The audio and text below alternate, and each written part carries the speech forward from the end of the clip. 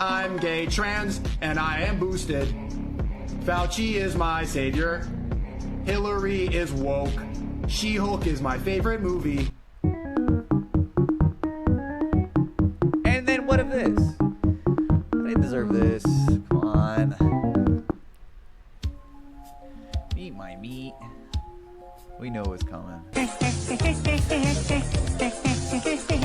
I'm giving you guys too much power. I think some of you need to be put down.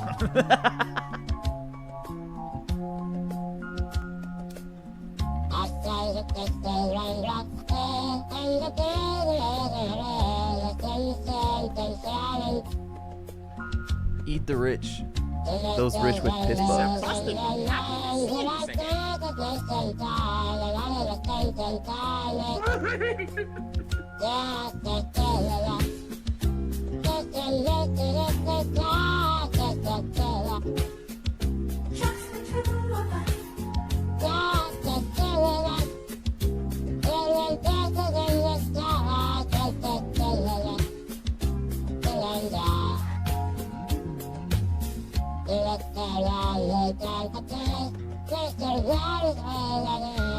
Lots of news today, lots of gaming announcements. Finally, some video games are coming out.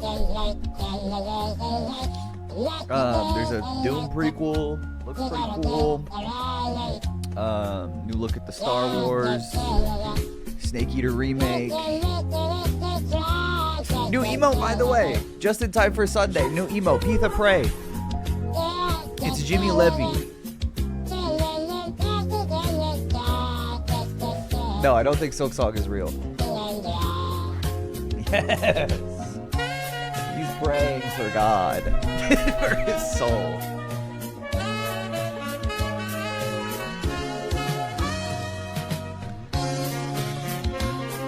I hope to God that someone forgives Jimmy Levy for everything he's done.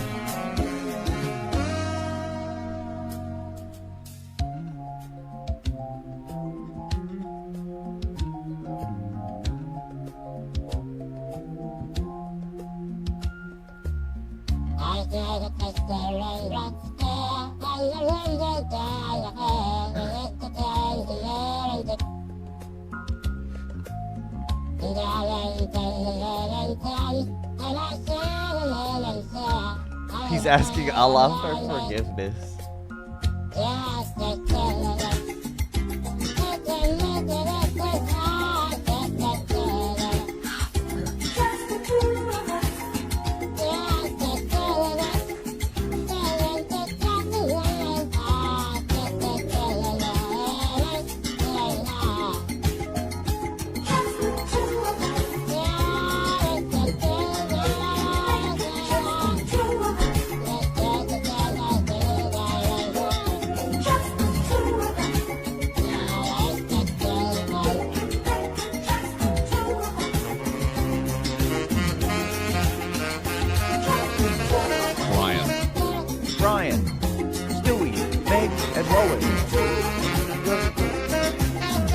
Just two.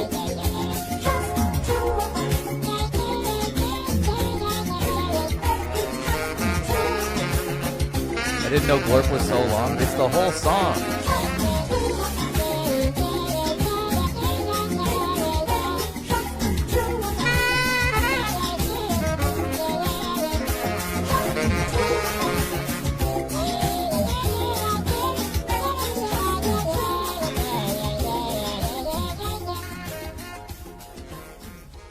That's right. R2-D2, you found a cigarette. And R2's smoking.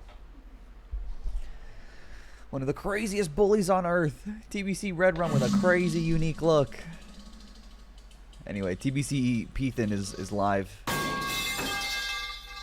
Is live. We're live. I'm in agony. I'm not vegetarian. Thank you for the gifted sub. Thank you. Don't be rude. Don't be rude. Enjoy Peetha World. Look at this action figure name. I just randomly saw this. Ghostbusters Plasma Series. The family that busts together. Like Ghostbusters, you know, the family that busts together. Whenever you think of the family that busts together, the first thing you're thinking of is the Ghostbusters family.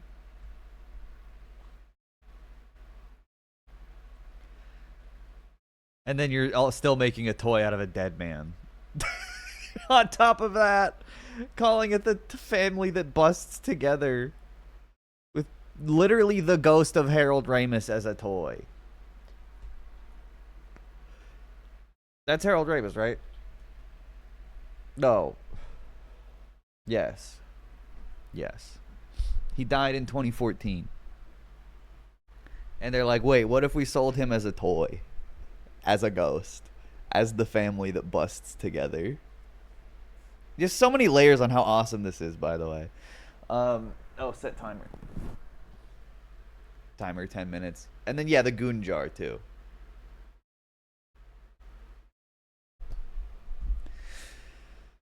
That's haunted. That is haunted.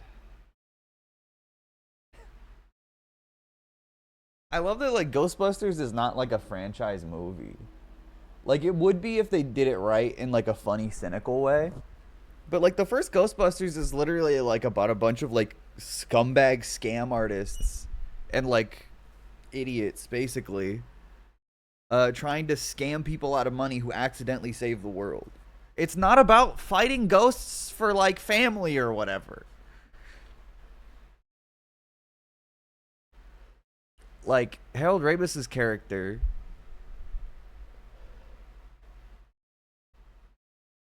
is the only one that actually cares about the ghosts, but he's more scared than and like interested as a scientist than actually wants to like fight them. It's just, it's not like a franchise thing. It's a scam. Which is the perfect allegory, by the way, for, you know, the actual movie franchise. A scam. I don't remember anything about Ghostbusters. The first movie's great, and it's really funny. Yeah, Harold Ramis plays Egon Spengler. He's a ghost. They made him a ghost action figure. He's actually dead. I think that's awesome.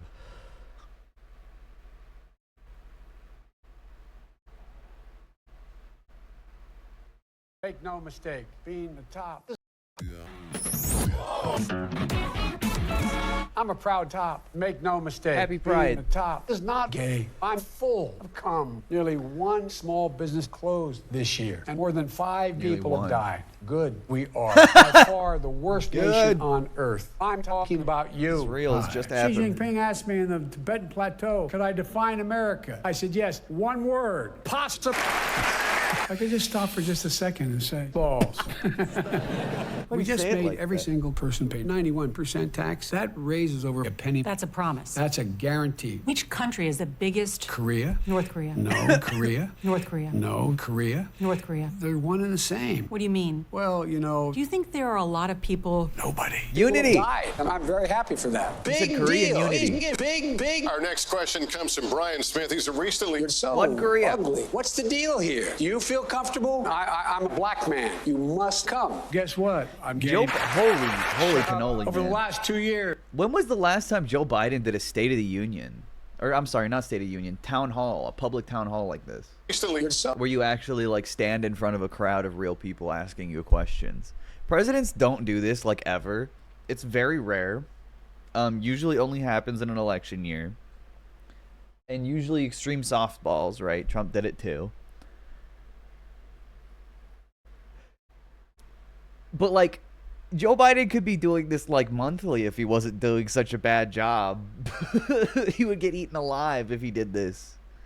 Oh, There's not one person in the world that would ask him a question that wouldn't make him look bad. ugly. What's the deal here? Do you feel comfortable? I'm Like a actual black man. voters, You you know? must come. Guess what? I'm gay.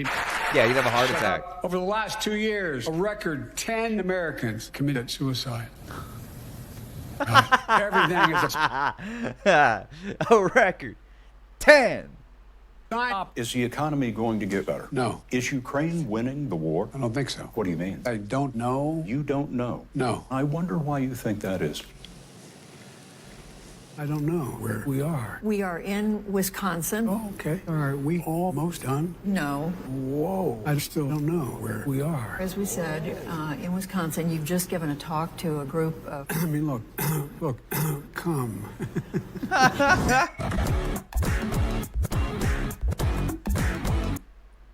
10 Americans, chat. New Noah Sampson, too. I have so many mutual videos that I need to watch. I've saved. We gotta watch Annamarie's video on JoJo Siwa. She did like a deep dive. So did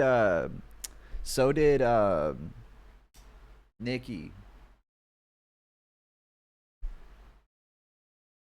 Why can't I remember her username? Nikki Carry On? Yeah. So wait. Nikki did JoJo video. Deep dive. Is Annamarie's the same deep dive?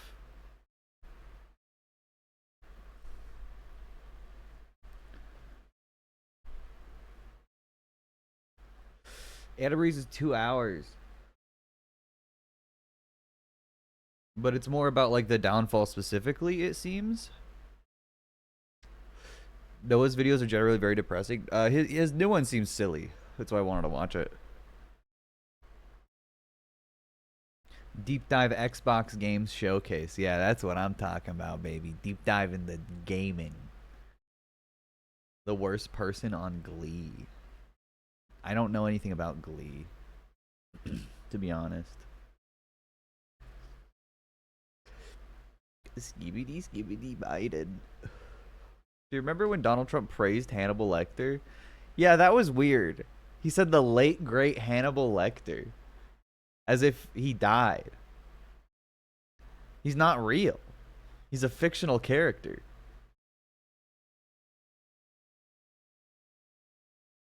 Yeah, Skate 4. Well, Skate 4 is confirmed to be continuing to be confirmed. It's been confirmed for years. It's just, you know, we got it confirmed that it's still alive. We got proof of life. No release date though, right?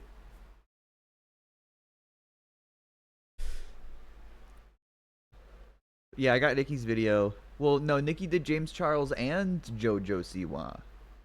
Her James Charles video, well, they have the same amount of views pretty much. Look, JoJo Siwa deep dive. JoJo Siwa's downfall. I'm trying to figure out which one I should watch because they're too long. Why don't we watch this instead? So the Biden campaign wants to build on the new viral trend of hand grandpa the phone because reportedly they're looking for a meme page manager. So look forward to some hot new Biden social content like McGurd Trumpers Hurtler. ICANN has youth votes. And of course, for the very online, Skibidi Biden. Skibidi Biden. Skibidi Biden. Skibidi Biden. JoJo. Skibidi Biden. Hitler's language. Trump. Se Annamarie one is good.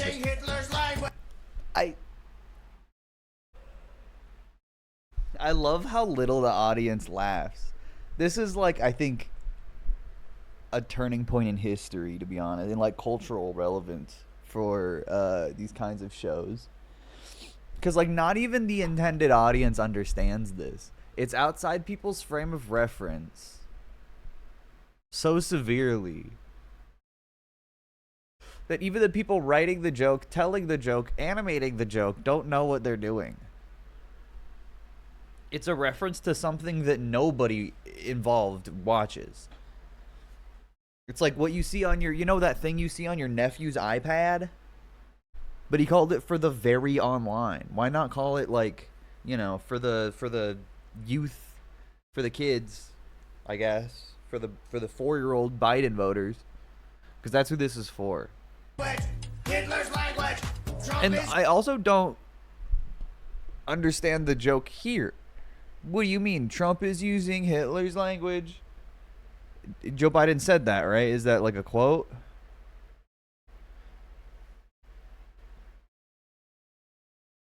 Yeah, Gen Alpha loves Joe Biden. Using Hitler's language. Skibidi, skibidi.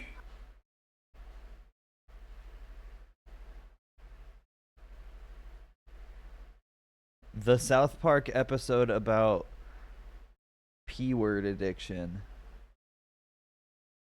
I've arrived halfway through Skibidi Biden. Can you restart it for me? Absolutely. So the Biden campaign wants to build on the new viral trend of hand grandpa the phone because reportedly they're looking for a meme page manager. So look forward to some hot new Biden social content like Ermagerd Trumpers Hurtler. ICANN has youth votes. And of course, for the very online, Skibidi Biden. Skibidi Biden. No! Mr. President! Skibidi. Oh! I'm goated and I didn't swear either. Skibidi stick bug. Skibidi stick bug. Big bug. Biden. Skibidi Biden. JoJo. Skibidi, skibidi Biden. Hitler's language. Trump. See, I don't understand. Why did they make him say this part? It's not funny. What's the joke? What's the critique? What's the commentary? It's just like, remember when Joe Biden said this like the other day? Using Hitler's language. Hitler's language. Trump is using Hitler's language. Skibidi, skibidi. They only won because of the XQC method? No, first of all, I was watching Skibidi Biden and I didn't swear. So I get to do that. Speaking of the XQC method. Today I'm decolonizing my apartment. Oh my god, he's watching this like soy freak. Oh my god, I hate this guy. He's this like British Wojak real life guy. I started out by swapping out this Western European chair with a bamboo lounger made in Indonesia, which has massively improved my mood. Its bamboo construction is handmade and totally sustainable. I then added some African hand carvings I got from a local thrift store to make the space more inclusive, as well as recycling any problematic or offensive books I could find. Popped out this Barul Oud spray to recontextualize the air. Rectangle tables communicate patriarchal structures, so I swapped it out for a simple equity-promoting round table. Decolonizing my food meant swapping out the... Dude, this is so pathetic. This is a guy trying to be like an SJW parody, and Ben Shapiro is just silently smiling at it because it's also not funny. It's a psyop. No, it's a failed attempt at satire, chat. It's just so unrecognizable as anything remotely close to humor because it's that awful. He's decolonizing his apartment. SJWs do that kind of stuff. Yeah, you know when your table has patriarchy? The only person to ever say that in the entire planet is a conservative. Just think about that. Things like industrially farmed grains for totally sustainable and protein-rich bug cereal that tastes just as crunchy and is actually way more nutritious than oats. Just add some soy. Literally eating the bugs to own the libs. They're like, I'm not going to eat bugs. The government can't make me eat bugs. And they're like, why am I going to eat bugs? Because that's what liberals want to do. Like, dude, you're the only one talking about this. You have to stop. Ben's face. He's mewing. New emote. Can I get the captions to go away? Or move them? Yeah. Holy. This is an insane face that he's making. What a contortion. Yeah, they're exposing the fact that they don't know what colonialism is.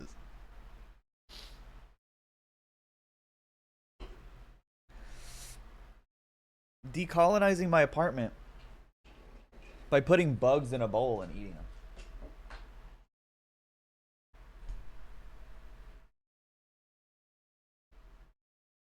them. Like, this person's mentally ill. I'm coughing up a storm over here. I need more water. Hang on. Hang on. Also, my food's here. Hang on. I'll be right back, chat.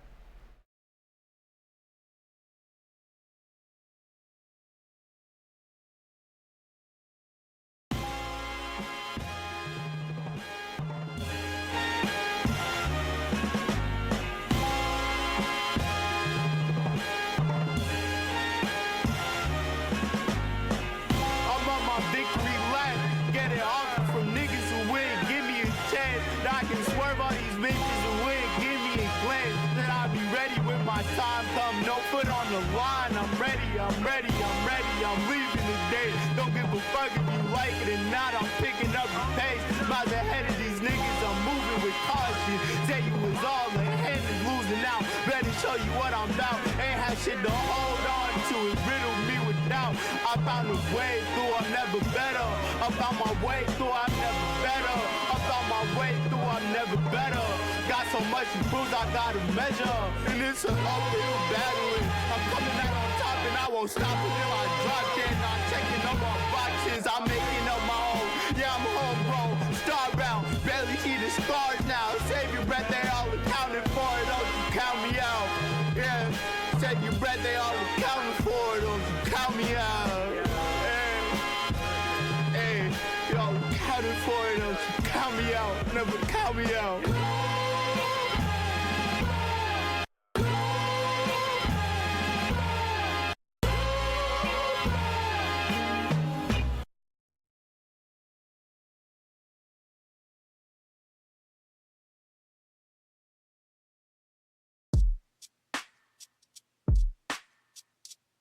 Wanna hear about me? Okay, well I came out of East Atlanta. No, it's more like East Savannah. Everybody on my street owning shit. You can't leave Savannah. Mama said today is the only gift. Don't believe in Santa. Every chick that I spend a moment with don't believe in man. Let's talk to me right or fucking talk to me nice. This bitch ain't say a single word. She just slipped off at Levi's. And I said, what the fuck you do when she came on my sheets? And I said, what the fuck is ruined? It was already white. And shit, I must agree. That shit white as some of these. Trust fund niggas who got no motherfucking trust in me. What they think, that nigga ride the bus to see his B and fighting for custody. Bitch, I'm living in luxury. Swear that shit a must to me. Oh no, I'm discussing things like who can I confide in, who do I know is riding, and what we driving by in. The 4x4, 16 niggas, but I hold my own. I think I'll walk, be on my own. At least I know my feet gon' what the fuck you talking about? If this is food for thought, then shove it all in your mouth. And please chew your food before you come and talk it out. Oh shit, I gotta run. Nah, I saw that bitch on edibles. I swear that shit incredible. She say she got a condition. I say that shit ain't medical. I say, can't you go to prison? She say, is you the federals? And she showed me her prescription, but that shit was illegible.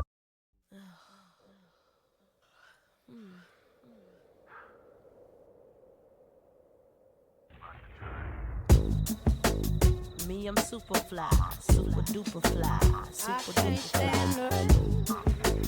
Me, I'm super fly, super duper fly, super duper fly.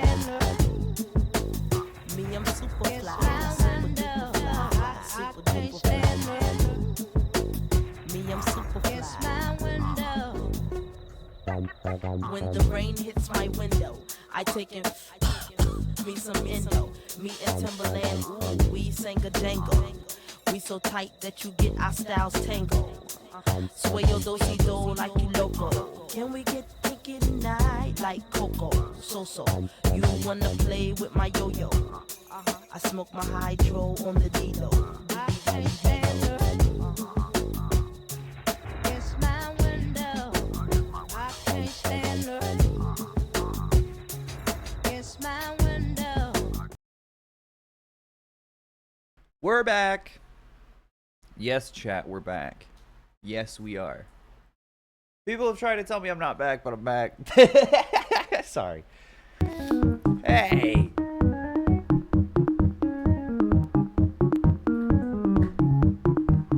No, we're not. We're not back. How's your Sunday going? It's alright. I'm feeling a little holy today.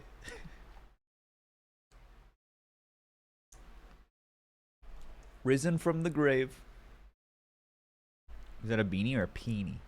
Yeah, that's a good question. Maybe ask your mother. I did screenshot this for later.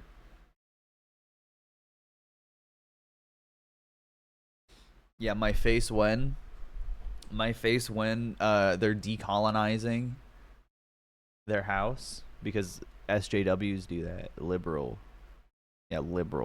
Milk and yummy yummer.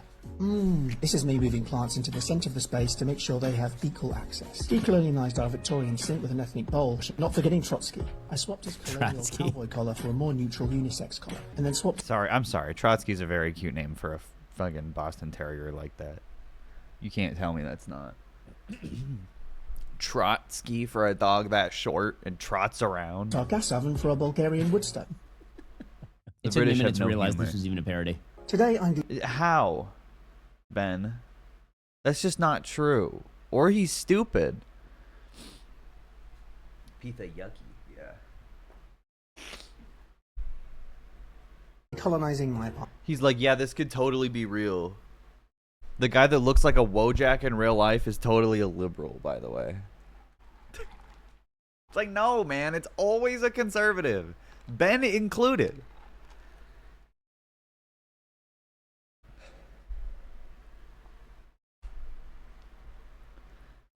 I started out by swapping out this Western European chair with a bamboo lounger made in Indonesia, which has massively improved my mood. Its bamboo construction is handmade and totally sustainable. I then added some African hand carvings I got from a local thrift store to make the space more inclusive, as well as recycling any problematic or offensive books I could find. Popped out this Barul Oud spray to recontextualize the air. Rectangle tables communicate patriarchal structures. So like, Ben isn't even laughing at any of this. He's actually way... It's called This Is Too Close to Reality. God, this face too. This is too close to reality. Is it? Which part, Ben? Which part? This? All of it? Is way close to reality. Well, it is reality for mentally ill Republicans online. That is reality. God, people are so stupid. He forgot to poo in the river and then bathe and drink from that same river. Yeah, that's wokeness for you. Italy got a scholarship to the MOSTPRESTIGOUS boarding school in Canada and the MGOING there in September. It's Ridley College, not a college THO, and it's LIKE Hogwarts ICANT stop SQUEALING. Well, congratulations, elected Abraham Lincoln, for getting into a prestigious Canadian boarding school. That's so exciting. Ben isn't reality. That's right. I also love... Sorry. Wait. I think it's awesome that Ben never, like, actually reacts. I've talked about it before, but he is straight up Sniper Wolf right now. Skibidi Sniper Wolf. He stares at the video, says nothing, maybe laughs once or twice and goes, wow, this is just like real life. Unisex collar, and then swapped our gas oven for a Bulgarian woodstone. Every time. It took me a minute to realize this was even a parody. Today I'm... Every time. Took me a minute to realize it wasn't a parody. Can't believe this isn't real life. Every time he says something like that. Liberal owned. Ben Shapiro doesn't talk to people anymore. Remember when Ben Shapiro would go around talking to people? He's not doing that anymore. Instead, he gets to react. He does what every lazy fucking YouTuber does. Myself included.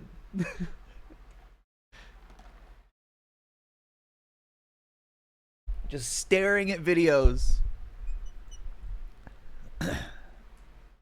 Ben S.S. Shapiro Wolf.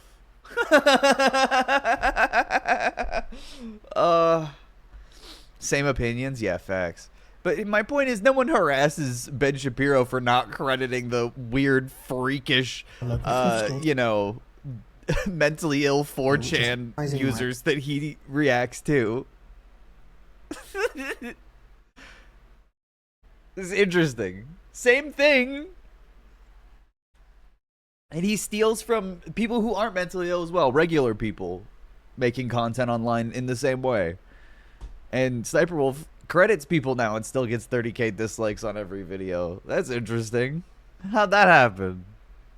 I just think it's curious how different people are treated when one is objectively worse in every way. I'm not defending Sniper Wolf. I'm saying Ben Shapiro should be treated like Sniper Wolf is treated times 100 all the time.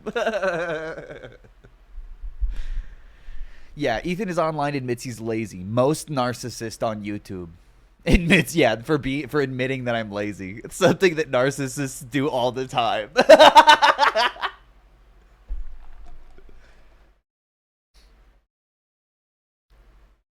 My soda color matches my shirt. I made a Red Rum sticker. Yo! I was trying to think of sticker ideas, and Red Rum is a very good idea.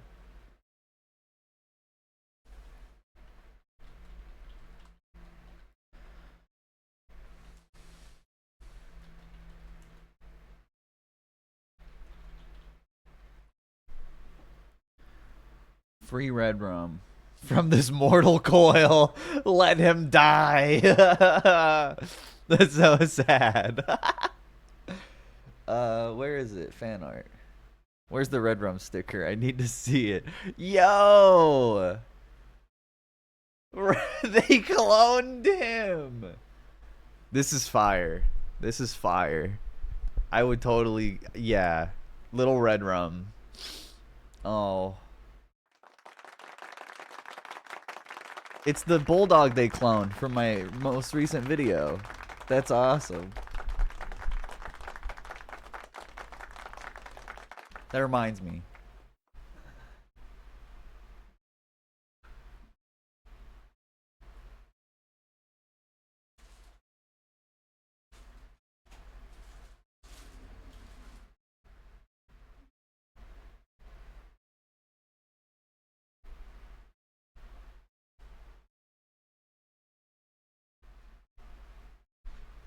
Okay, never mind, I guess.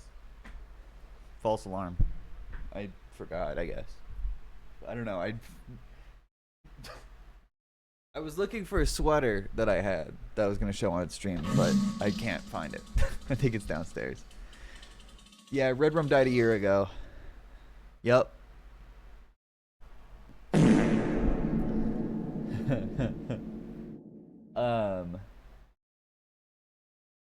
God, it's just going to take so long to watch a 2-hour video. It might be worth it, though. It might just be worth it. Red Rum is on his path to Nirvana? Yeah. So the JoJo Siwa deep dive.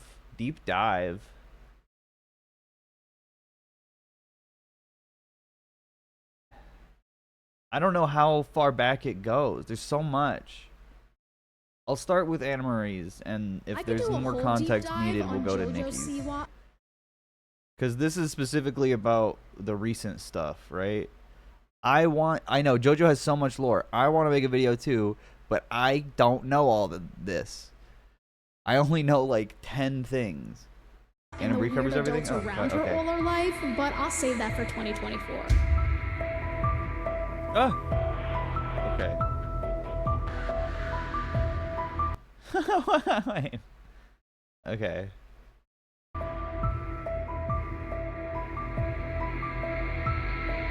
Literally just finished watching this video. Well, get ready to watch it again. Well, hello, sinners. How are ya? On today's installment of the Letterboard of Truth, our quote of the day is... I need to eat lunch anyway. Karma's a witch. Sorry, I can't curse in the first 30 seconds.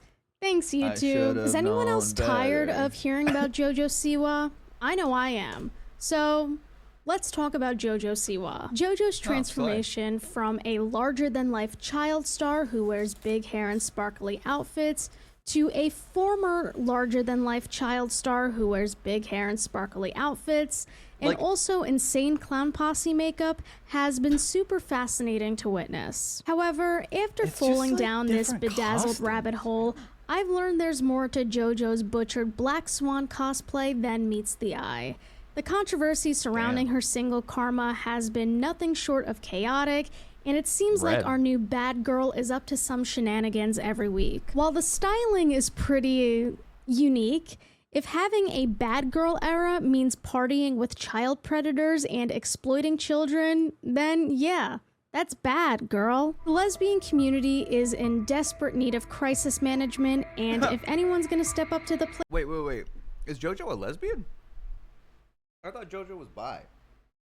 Or pan. What was her whole thing? She was trying to keep it like I don't feel like it's relevant. But she is gay. Oh.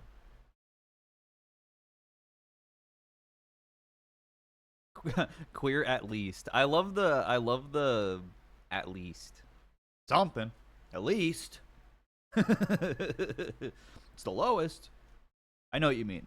It's just an English language lack of consideration over time for things like that. Diversity loss. Okay, she's gay. I had no idea. I mean, she's never had. Has she had a public relationship before? Like, I don't. What is the twice? Oh, okay. I guess I just don't know anything about JoJo Siwa then, so I'll shut the fuck up. Plate, I guess it'll be me. I'm getting way ahead of myself, She's though. gay, not lesbian? Wait. Wait, what?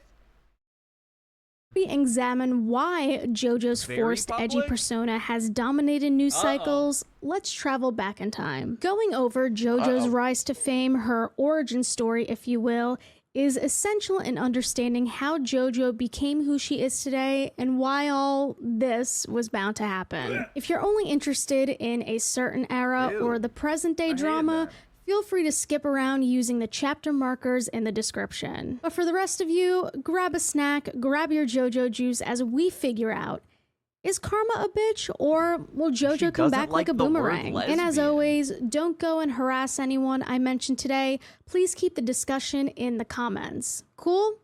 Cool.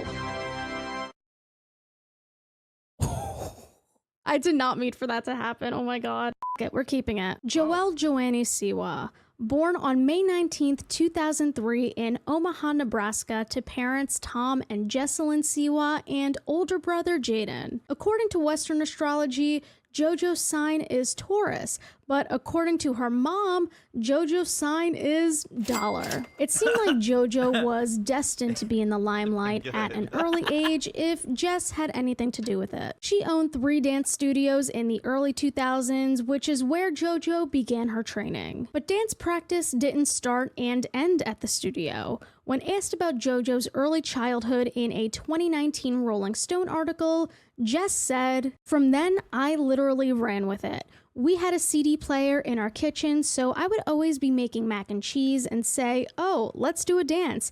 And she would just do her dance. Her dancing became so beloved that guests would request to see it.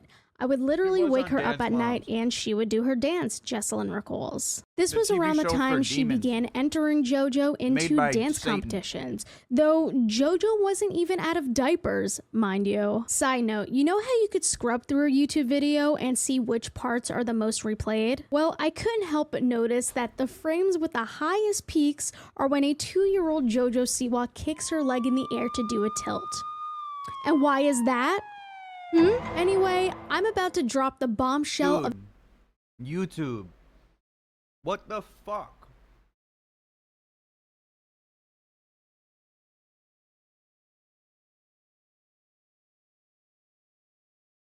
Why is this shit just not taken seriously on the internet at all? It literally takes something happening. It's crazy. Crazy. Like such a long overdue thing to be dealt with. Not just it's a user level. They know who's doing this. They have the data, they know. And they let it happen.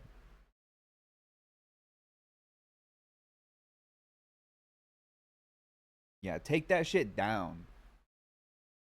But no, they're too busy making sure which commentary YouTuber's saying what swears in the first 30 seconds. Anyway. of the find them. fucking century. JoJo's not a natural blonde. Jess started dyeing JoJo's hair when she was just a toddler. You know, your hair is getting really dark. Oh my god. She dyed her hair when she was a baby. Need to lighten this up. I have been dyeing my hair since I was like 2, maybe 1.5. That explains a lot. I'm not a natural blonde. I'm actually a natural brown. I get brown roots, so I have to dye it so it looks like I'm a natural blonde. I have nothing against dyeing your hair, of course. Hair is a big part of many people's self-expression. However, I mean, that's literal grooming, by the way.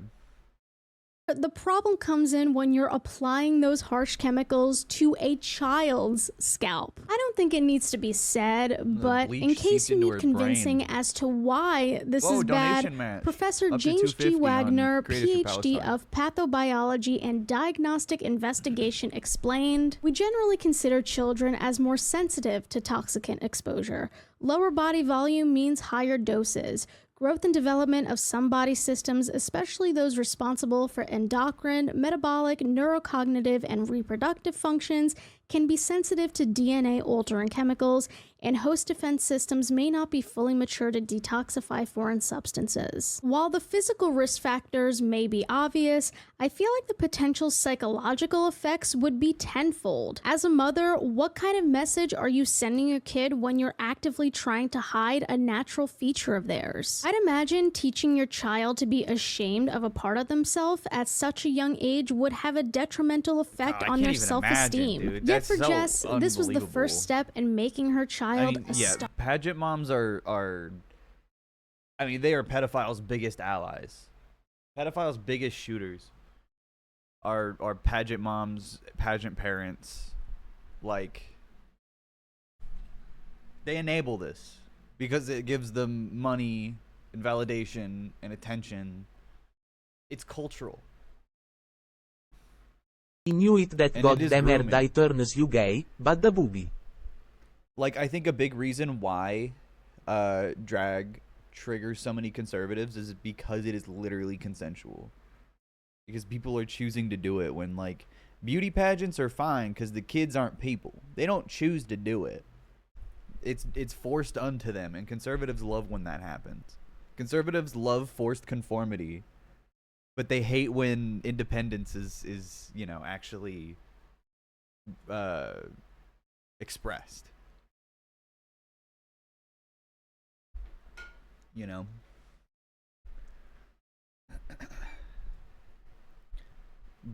Beauty pageants is straight up grooming. Unmistakable. Since they're babies, dude. Babies. It's exactly what they accuse drag queens and gay people of doing. Yeah, grooming in every sense of the word.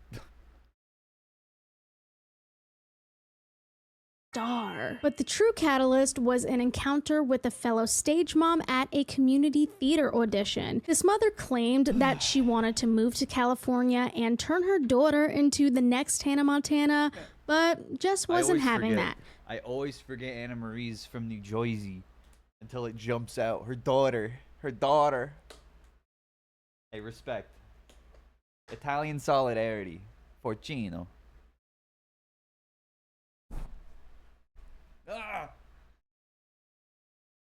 Because JoJo was going to be the next Hannah Montana, and so she set out on her mission. Before we continue, I have a challenge for you.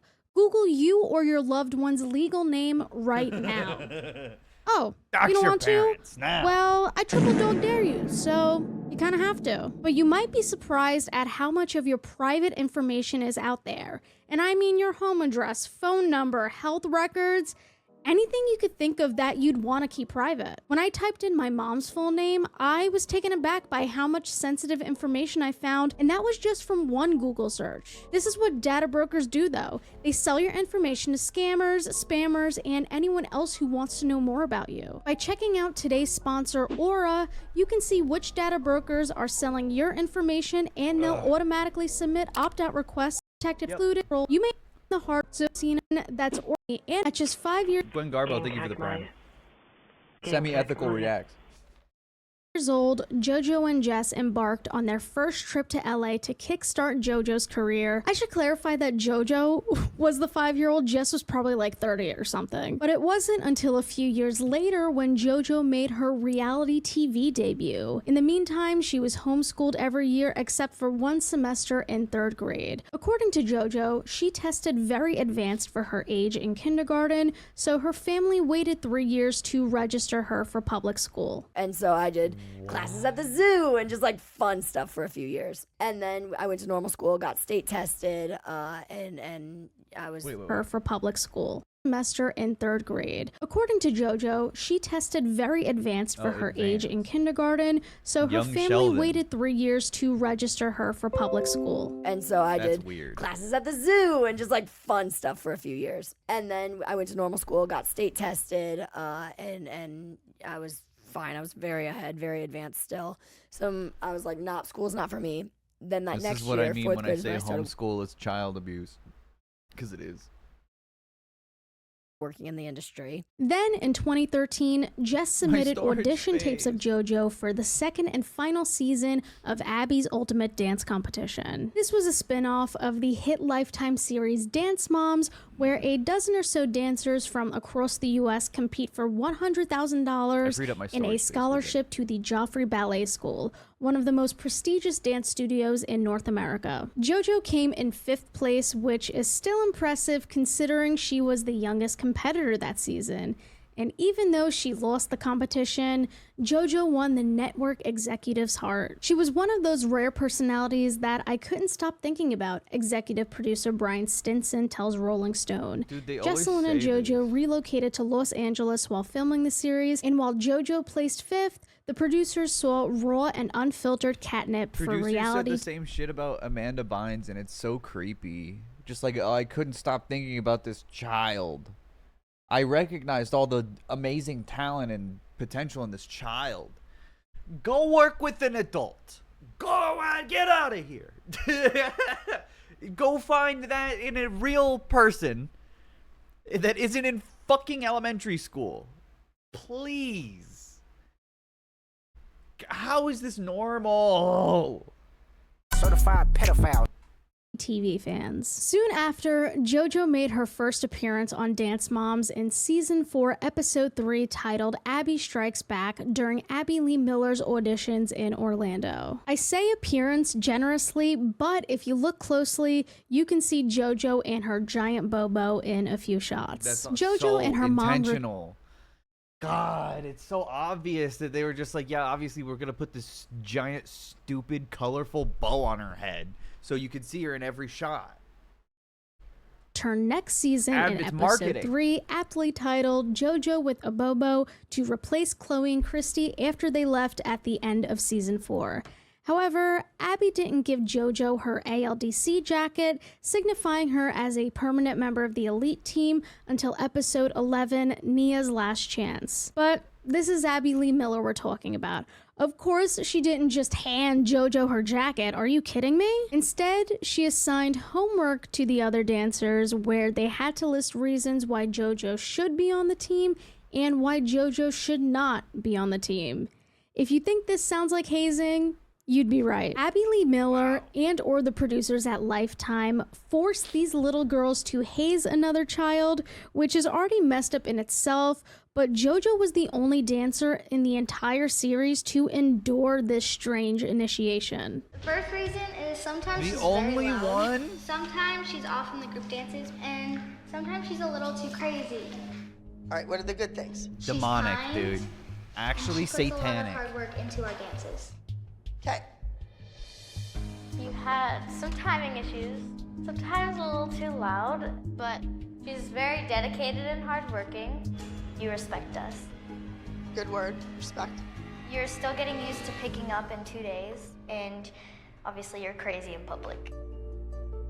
Something about this scene is just like a stab to the heart. Years later, the Siwas claimed that JoJo was crying because of how excited she was to be on the team, and the editors took those clips out of context. Regardless, this was just cruel and it never should have happened. It's one thing to teach kids how to take criticism. Oh, my bad. It's an Chat hasn't been important on the skill to screen this whole learn, time. especially when you're in a creative field like dance. but we could have done without the personal jabs at JoJo. And if you're gonna initiate peer-to-peer feedback, at least make sure the girls stick to the subject. Dance. From what was shown, the only person who did that was Kalani. Lip sync when you're on stage. Despite how blunt some of the girls' comments were, I don't think the blame should fall on them when there were 6 adults in the room who sat back and watched JoJo be humiliated. Personally, that would be the last time my kid was at that dance studio. No check from That's why it's a Lifetime would cult, be dude. worth putting my daughter through psychological. It's sunk cost fallacy. No amount of like abuse was ever enough for most of these moms, or the producers, or the like people. Like it's all everyone just watched and like pocketed money from it. Literally like satanic. It's so disgusting. Logical torture. I know it's more complicated than that because Like, they were it's under exactly contract, how but conservatives you get what describe Satanism. It's so funny. I'm going for. The producers are definitely at fault as well, because I'm sure they fed lines to some of the girls to turn that moment into good reality TV. Take this clip of Nia, for example. You take opportunities from people who have been here longer. You're gonna sit here and tell me that wasn't scripted? Yeah. Be serious. I Kids don't say even this think next like part that. with all the peace and love in my heart because Nia faced a lot of abuse in her time on Dance Moms, but JoJo was not the reason why she rarely got solos. The reason was Abby's excessive favoritism towards Maddie and her extreme disdain for Holly. Though JoJo and Jess bounced after 2 seasons of Dance Moms, they certainly made the most of their time on the show. I didn't keep up as much after Chloe, Paige, and Brooke left, so my knowledge on the second half of Dance Moms is limited. But from what I've seen online, it wouldn't surprise me if Merriam-Webster added Jess's picture next to the definition of stage mom. Apparently, Jess was known for doing anything for more screen time, even bullying a child. Let's take a look at a couple interactions between Jess and Brynn from season 6, episode 23. From what I've gathered, Brynn became one of Abby's favorites in the later seasons, stirring tension among the moms, especially Jess, likely due to jealousy. In this episode, Brynn was stressed to tears while practicing her duet for the upcoming competition. She locked herself in the bathroom, so her mom and Abby went in to comfort her. Meanwhile, Jess called Brynn a baby for crumbling under stress. Get every opportunity handed to you. I remember this. You should just not do the duo then. Just be like, then you don't have a duo, that's fine. Yeah, if you don't like, you know what, how many times has that? Dance Moms is so like evil. It's just so evil. But a bunch of white women do it, so nobody thinks twice when white women do most evil. I'm sorry. When it comes to internal American cultural affairs.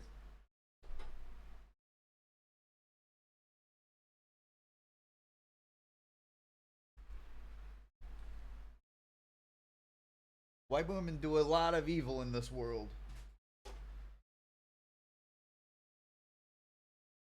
Abby said, if you don't like it, don't do it. Don't do it. You're out. Yeah. Now they're all practicing the group, and she's not even in there practicing the group. This is the new beginning. You're gonna be a baby. When Brynn finally calmed down and left the bathroom, Jess yelled at her in front of Abby and 3 other moms for having an anxiety attack. Keep in mind, Brynn was 12 at the time, so Jess was beefing with a middle schooler on national TV. Yeah, even that, if this you was idiot. staged, You this was idiot still 12-year-old. pathetic as hell. Hey, you guys know Maybe we're on in a the group right now, dance. right? All the other kids are in there doing the group. You're on the team, aren't you? Oh, that's so awesome. Yeah, get her, JoJo's mom. You failure. What do you, like, what? She's a literal demon. She's a literal Doom character design. Going up to a child. This is, like, every other Dance Mom is like this in real life, by the way. Creatures. Like Demon Souls level monstrous behavior. And it manifests in their appearance. Don't be rude. They look how they act. It's so obvious. Still pathetic as hell. Hey, you guys know we're doing the group right now, right? All the other kids are in there doing the group. You're on the team, aren't you? The team's in there dancing. Why are you coming to her instead of Gianna? Because Gianna's working with the girls I know, and the but why boys. didn't you- Why are you why telling didn't her you everyone's tell in me? there? Why is this okay? I didn't Why know is that. she bowling and it's okay? Because she's beautiful, wonderful, and skinny like You tell her, Jess. You better show that crying child who's boss. When the Abby Lee dance company. Oh God, what did Abby even? Abby was saying some nonsense too. What was that? They're doing the group. You're on the team, aren't you? The team's in there dancing. Why are you coming to her instead of Gianna? Instead of.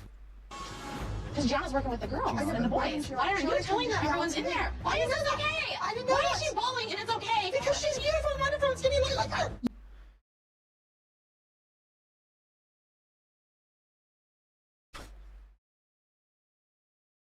Yeah, Abby's like, well, I like this one, so she gets to be upset. If I don't, when the ones I don't like, they get to be abused when they cry, because that's what JoJo's mom is doing. JoJo's mom's being an enforcer right now. She's upholding how everyone else is treated, and Abby has an exception for this one, and is treating her like a human instead of property like the rest of the girls. Of course, Abby is now being normal, which makes her look like a human in this particular instance. But it's not because she's in the right here. Did you hear what Abby said about liking high school football players? I don't think I want to hear that, actually. I think I want to die instead of hearing that. She is awful. She is an actual monster. I don't know how she's like... I don't know, man. It shouldn't be allowed.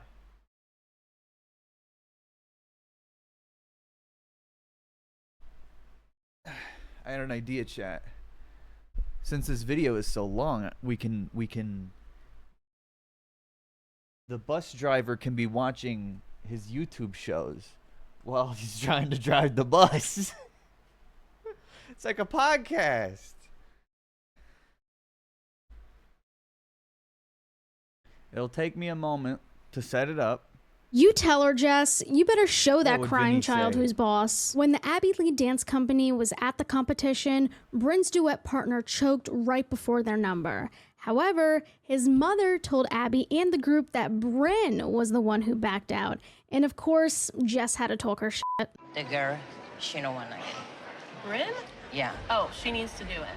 but she don't want. They should do it. They're doing it. I can go try to make my 12-year-old dance. I don't because know. all these kids in here are waiting. Everyone's waiting. Donation matching, by the way. Abby clarified that this was a miscommunication. I think she meant lie, but okay. Anyway, Bryn and her duet partner finally took the stage. I've had baby Even though bus she driver. tripped at one point, Bryn recovered immediately and continued. Yeah, like Baby Driver.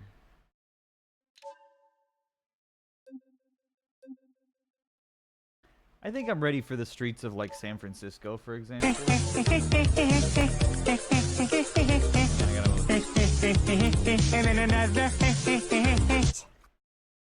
What's the worst that could happen? Little China? They can call it Chinatown. That's not like a... Like, it's okay to say Couldn't it's have been not too copyright. impressed with our capital. It looks like shit. Looks like shit. I don't want these crazy buses. I just want... I guess I'll just take the normal bus. What color? Piss. Piss yellow bus. Alright. Like a professional. But since Jess needs screen time like humans need food and water, she just had to let everyone know how disappointed she was. As if she's the dance teacher or the judge of the competition, but whatever. Look, I know, this is reality TV. Most of what we see is scripted or edited a certain way to craft a narrative. Staged or not, though, you can't argue that Dance Moms wasn't a grueling experience for all the girls. Although I can't bring up adults bullying children without talking about Abby Lee Miller herself. We go to the gay club, and who do I see as soon as I get in the door? Abby Lee Miller in her wheelchair. For 8 seasons of Dance Moms, Abby Lee destroyed children's self-esteem for sport. In her wheelchair. Unless your name was Maddie Ziegler, then she'd develop an unhealthy obsession with you. If you were anyone else, though, then Abby would throw a chair at you, mock your medical condition, force you to dance through an injury, or downplay your wins as she rubs her star pupils' accomplishments in your face. And heaven forbid you weren't one of her white dancers. Then she'd do all that and also typecast you and ridicule your hairstyle, and those were just the scenes I remembered off the top of my head. If you go back and rewatch, you'll see dozens of instances per episode of Abby being an absolute monster. JoJo was no exception either. She was definitely on the receiving end of Abby's wrath plenty of times. So when JoJo stood up for herself in season 5, episode 7, it was pretty satisfying to watch. You deserve nothing else. You earn it. God. You can't stand here and cry. Evil. I want no crying children. None. Well, if you yell at me, I'm gonna cry. Get out. I gotta give credit where credit's due. JoJo handled that like a boss lady. Incredible group dance, by the way. Before we continue, I'm gonna warn you that the timeline will be a bit jumbled in the next few sections, but every event and milestone coming up happened within a similar time frame. Concurrently, JoJo began pursuing other ventures like YouTube in 2015. Compared to the tense environment of Dance Moms, JoJo's positivity and enthusiasm in her YouTube videos were welcome changes fans embraced. Her Siwanators love getting behind the scenes footage and a glimpse into her daily life. As we've seen in the past though, when a creator commits to daily vlogging, the line between real life and content eventually blurs. An extreme case would be when Logan Paul exploited a suicide victim in a vlog. What JoJo did is nowhere near as egregious as what Logan did, but it's still pretty bad, and I haven't seen a lot of people touch upon this. In July 2017, JoJo posted a now deleted vlog with her brother Jaden, where they claim that their dad was in critical condition after being struck by a bus. As we were crossing that light, it wasn't me. Literally, I can't even tell you this. A bus just came flying at us. So now the bus actually knocked my dad to the ground. So now, unfortunately for me right now, my dad is actually in the hospital. He got very badly. Chad, it was not me.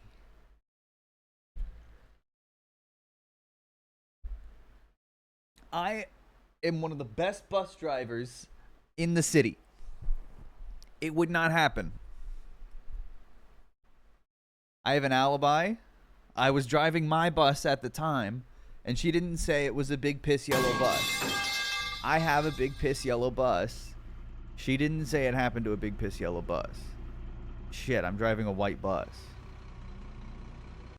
Fans were obviously horrified by the news, but before they could send the Siwas their condolences, JoJo revealed that it was just a prank, bro. Oh, you really thought my dad was dying? Well, I got your ass, stupid bitch. She didn't actually phrase it like that, although that would have been kind of funny if she did. So basically, this end of the story is we had no clickbait for the vlog. We wanted the views, so we made up a story about a near-death experience. We hope you liked it. So that could be like considered fan fiction, I guess. I mean, that's a good story. I'm letting everyone in my bus. Hey, everyone what chat, get in. Mr. Siwa, I'm glad you're alive and all, but why would you let your kids fake your death as a prank? Why are you condoning that behavior? I might be superstitious, but that's not a thought I'd ever want to put out in the universe.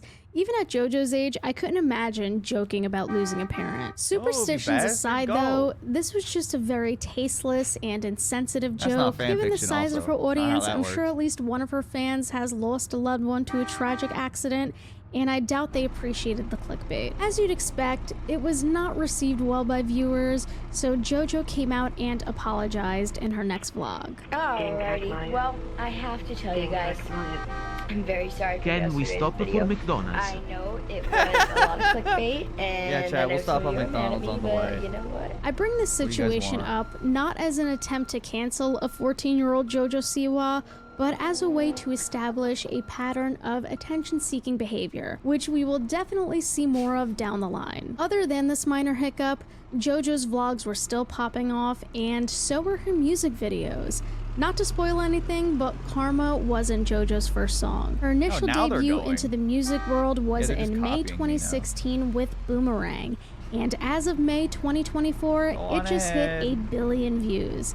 Hypothetically, 12% of the global population has seen this video. And since we're on the topic of JoJo's early music, Is this a safe space to admit that bop is a bop? No. Go give it a listen, cause it kinda eats. Boomerang was certainly JoJo's magnum opus in her early career. However, her following music videos were just as successful. But we haven't discussed why JoJo made a YouTube channel. What or who was the driving force behind this decision? Miss Toxic Gossip Train herself, Colleen Ballinger. That's who. The two met in 2015 when JoJo was 12 and Colleen was 29. I'm gonna say that again. JoJo was 12, Colleen was 29. Let's do some quick math. What's 2003 minus 1986?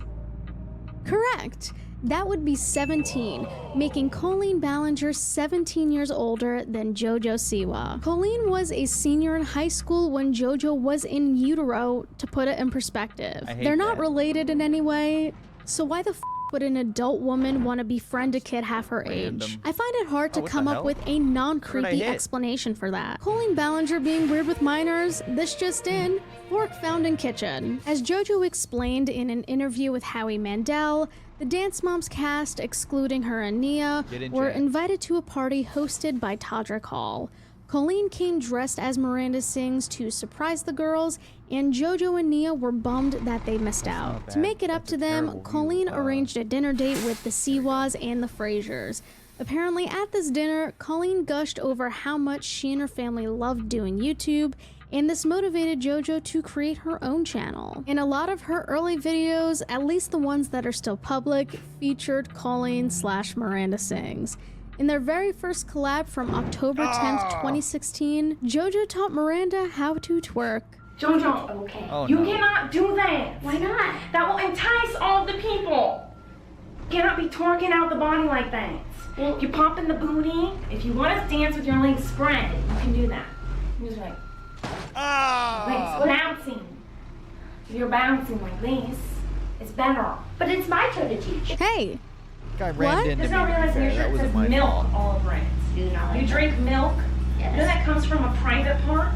Do you know that you drank milk when you were a kid? No, I did not. You never And my mom tried to make me drink that, I would be like, get away from it. I'm not drinking that out of your private. Whoa! Oh, that's not... What am I? Actually, I would like to decipher this. What am I to you? You are a business opportunity. Oh. Okay, now we're just saying the quiet part out loud. I'm jumping a few years ahead, but if you thought that was weird, wait till I tell you about the time Colleen showed JoJo raw footage from her birth. No, you bitch! Get out of here! The lack of boundaries between Colleen and JoJo is nauseating, especially knowing what we know in 2024. And I don't want to hear, oh, Miranda was only a character, when recent events have proven that Miranda and Colleen are one and the same. These were just a few of multiple videos they filmed together over the years. Colleen and her sister Rachel Ballinger were by far JoJo's most frequent collaborators on YouTube. And before you ask, yes, that is a real screenshot. No, I don't want to talk about it. There was a point in time when JoJo considered Colleen and Rachel to be two of her best friends. In a video titled Who Knows Me Better with Colleen and Rachel from June 2018, Colleen bragged about how JoJo was closer to her than she was to Rachel. Yeah, I feel like you will know me better. I don't know. No. Why is my bus driver watching YouTube while he's driving? I need to be stimulated. It helps me drive better.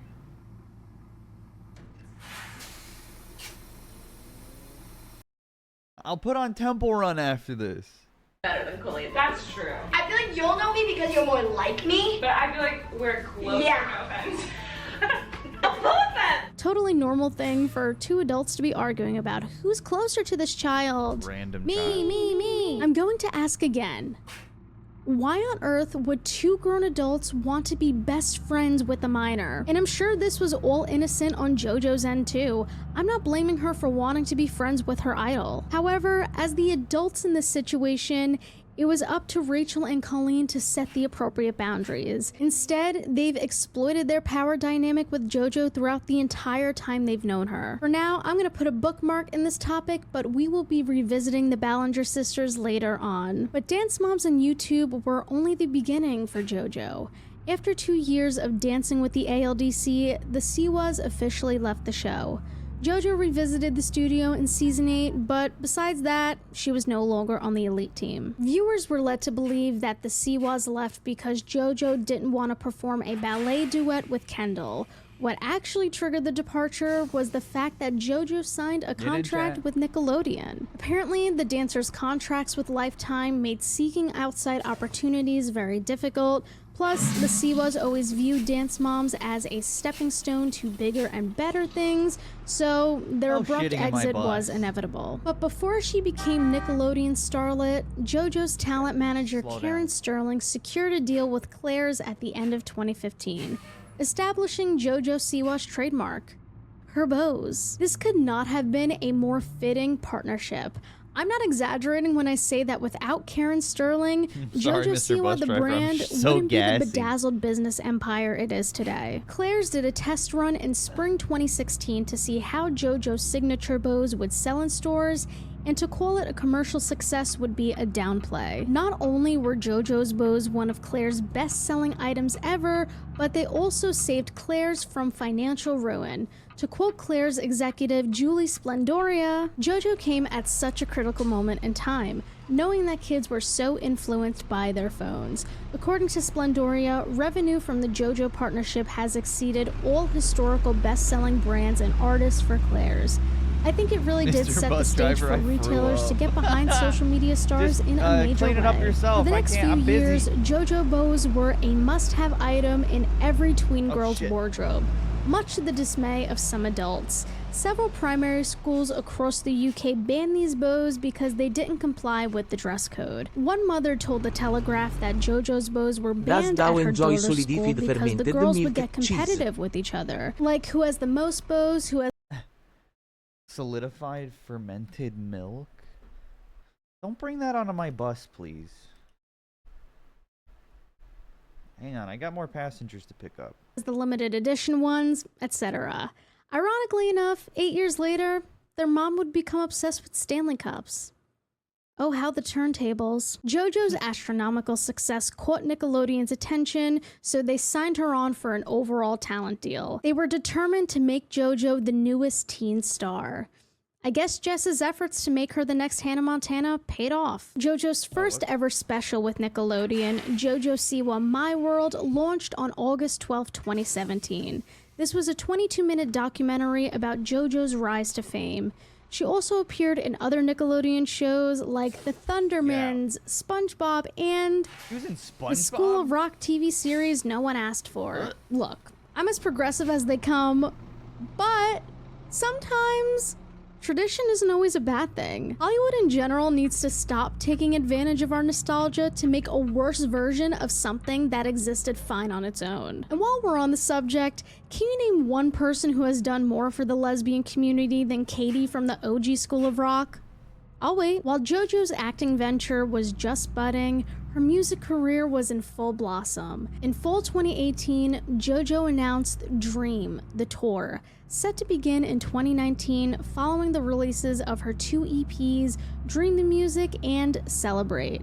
Spanning across 3 continents, JoJo performed a total of 132 shows, and she was the youngest artist to play at the O2 Arena, which is really cool. Capitalizing on her commercial success, Nickelodeon released their first product with JoJo, the JoJo Siwa singing doll. According to JoJo on her mom's podcast a few years later, they sold over 100,000 units of this doll alone.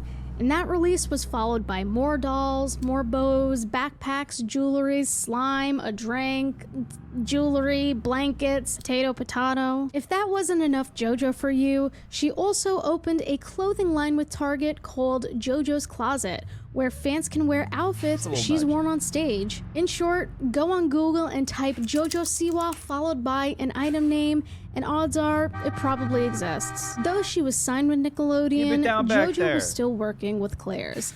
However, in Don't throw up. 2019, Claire's issued a voluntary recall of a JoJo Siwa makeup kit due to testing positive for asbestos contamination. In the middle of the road? This I was product lighting a- included I was lighting a eyeshadows, fucking compact joint, all right? powder, Relax. and lip gloss. Asbestos is a natural mineral, but exposure can cause a number of health conditions in humans, such as asbestosis, lung cancer, and mesothelioma. In other words, you don't want that shit anywhere near your mouth or eyes. Obviously, this was the manufacturer's fault, not JoJo. Wait, JoJo's bows had asbestos in them? Is that real? Am I hearing that correctly?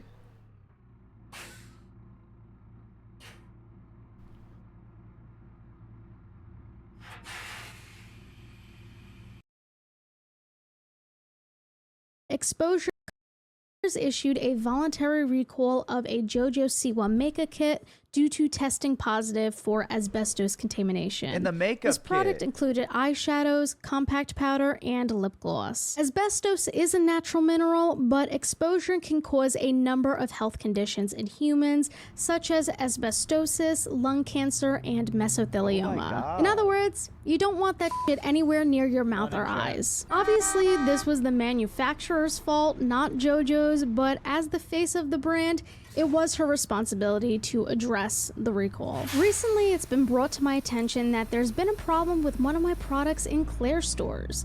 I just want to let everyone know that no matter what, safety is myself and Nickelodeon's #1 priority in everything, in every product You ever and driven everything a out fucking- there. on a bus JoJo before? went on to note that they are Relax. working hard to make sure that the makeup Just set enjoy the is ride, off you the piece of shelves shit. entirely, and that anyone who has purchased the product can be issued a refund regardless of whether or not the set was opened or used. I just wanted to let you guys The know free the bus situation. JoJo continued. Thank you for understanding because it is serious to me. And it means a lot to me. It is my name, my brand, and it is my face, quite literally. Personally, I thought JoJo's statement was solid. While I'm sure having your product recalled by the FDA is stressful, JoJo handled this PR nightmare as best as she could have. Damn. What, too soon? But in the late Too 2010s, you could not walk into a major retailer without seeing JoJo's face plastered on everything. No consumer was safe from the JoJo Siwification of the free market. Not even drivers were spared because for Christmas in 2018, she was gifted a custom-wrapped car is BMW crazy. with her face all over it, and this would be the first of many Siwified supercars. Looking back, this is high camp, I fear, but not everyone saw the vision. When JoJo showed off her new ride on Instagram, Justin Bieber commented "burn it" 3 times under her post. 3 times? Then a couple weeks later, he took a picture of JoJo's book with the same caption. Was this the silliest little celebrity unnecessary. beef of all time? Yeah, I'd say so. Was it also super weird to watch a 25-year-old tease a 15-year-old online? 15? Yeah, I'd say so. Justin did apologize for his comments, saying, "I have nothing against you. It was the car and the colors I didn't like. I really hope you didn't think it was malicious or mean-spirited." However, most were unapologetic in their contempt for JoJo. While she did become overexposed as the Whoa, years that was went on, the vicious hate JoJo received growing up was totally uncalled for. Adults gotta online stop. in particular picked on her for every little thing, mainly her Jet? clothing, hair, voice inflections, and childlike demeanor. If I had $1 for every joke I've read about JoJo's poor hairline, I'd be just as rich as her. But Don't blame really, her. She had how hard bleach was it to on her head as understand she was a that baby. she was a kid making content for other kids? Her stuff was never intended for you. This led to speculation as to why JoJo presented the way she did, because you don't often see teenagers dressed in sequined outfits and glittery makeup. Especially on the internet, there's an innate pressure on teen girls to grow up too fast, and kids that age want to fit in with their peers as best they can. They don't want to be the odd one out. But JoJo broke that mold. She embraced rainbows, run over unicorns, JoJo's and all dad. things sparkly, while most teens would deem this stuff uncool. So people took this and hypothesized as to why JoJo kept up her childlike image. The most popular theory being that she was trying to hold on to her youth. You know, JoJo spent most of her developmental years performing, and this was her way of reclaiming her childhood. While this could be true, JoJo has said in the past that she loved her look and she wanted to be a positive role model for children. In a tweet from that same year, JoJo reposted this Facebook status from a fan's mother. I'm gonna go on a small rant here because I've seen people make fun of this girl many times because she's acting too young. JoJo Siwa, I don't know too much about her, but all 3 of my girls love her. She's 15 years old and a face of Nickelodeon. She is also a spokesperson for Michael's Arts and Crafts store. There are grown women on some of her posts just trashing her because of the way she acts. Let me just say this. There's another pretty popular 15-year-old girl in the spotlight who is a rapper, Danielle Bergoli. She is also 15. She has also publicly disrespected her mother, danced half naked on the internet, dresses like she's grown, etc. So just my personal opinion, I would much rather have the girls love JoJo than Bad Baby. And people wonder why the kids these days act the way they do. People like JoJo are made fun of for being young, while people like the Catch Me Outside girl makes millions being a delinquent. To which JoJo said, "This post means so much to me. Thank you, Nicole, for writing this. I love being a positive role model, and I want everyone to know it's okay to be a kid and to not worry about growing up so fast. To everyone who supports me, I love you." Meanwhile, Bad Baby was not thrilled about catching strays from this random Facebook mom, and she replied with, "Suck my d." So, looking back, it's concerning to see how many adults were obsessed with JoJo, for better or worse. Whereas some were mocking JoJo for literally being a child, and others were doing this. JoJo gets me taught! Certified pedophile. I'm JoJo King. Wow. I know. See what I did there? Hold the drama. That was aggressive. I'm sorry. I just got excited. But should we really be surprised? Similar to Colleen, the two became collaborators and good friends. Shane even invited JoJo to perform for him and Ryland at their house. Oh, that's so cursed. That's so cursed. That's so cursed, chat. Why did he do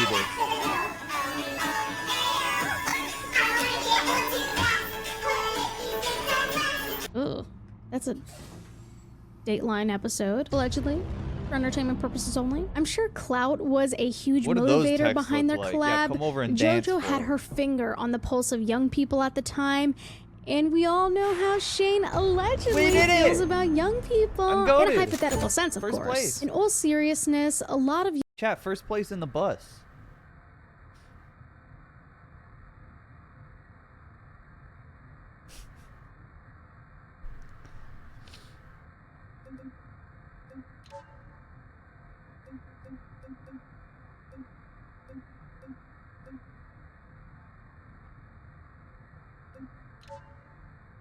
Deliver some fuel?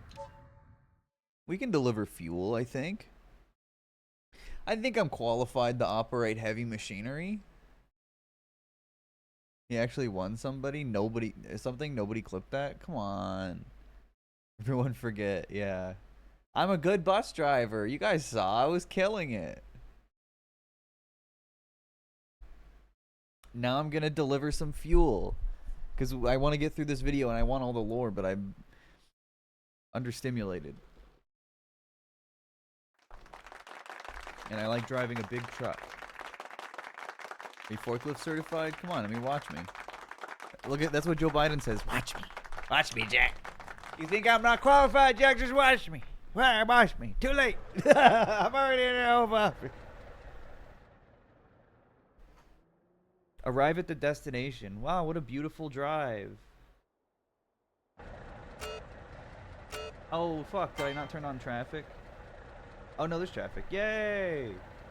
YouTubers who cater to a younger audience during that period saw JoJo's skyrocketing popularity, and they wanted a piece of the pie. JoJo was more than happy to work with them, so it was a symbiotic relationship of sorts. But my point still stands. As an adult, there's no reason to befriend a teenager half your age. Need to get that tattooed on my forehead at this rate. Given Shane's history of interactions with minors on camera, I would not feel comfortable leaving my 15-year-old around him, but that's just me. Let me be clear though, I'm not accusing Shane of anything. My criticisms are based on what information is available to the public.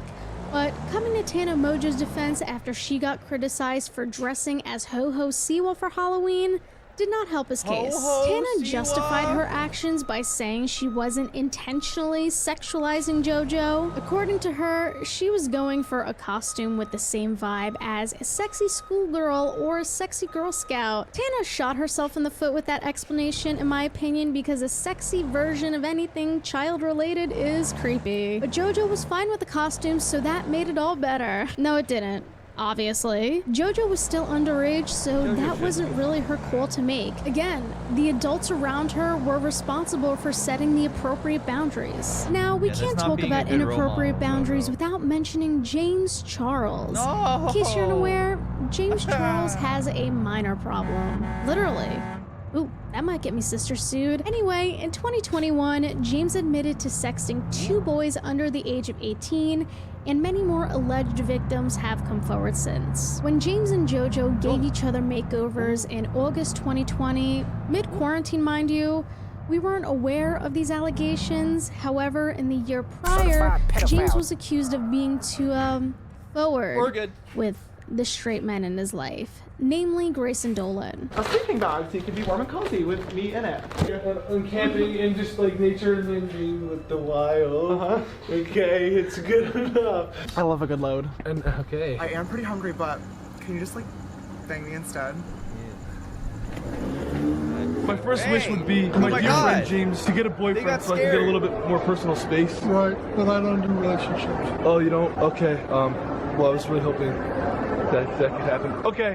It's 2024 though, so what's JoJo's excuse now? Those guys and ran what's a your red excuse light for because they were continuing to scared defend of Abby Lee James Miller? Charles. JoJo's time on Dance Moms was shorter than the other girls, so maybe she's not as traumatized. Plus, she and Jess always viewed the show as a launch pad to bring her career to new heights. But the OG dancers were with the Abby Lee Dance Company since they were toddlers, so they endured Abby's abuse for much longer. Not saying anyone's trauma here is more valid than the others, but let's remember that. But if you've ever watched Dance Moms, you can understand why the OGs want nothing to do with Abby. For example, in spring 2020, Brooke Hyland shaded Abby on TikTok after she saw her former dance teacher pop up as a suggested friend on Facebook. Facebook telling me I have a new friend suggestion. Granted, this was a little petty, but considering the amount of cruelty Brooke experienced on national TV, I think Abby can handle a shady TikTok or two. Though if you ask JoJo, Abby is the true victim in all this. On Brooke's TikTok, she commented, "It's one thing to just not at her back.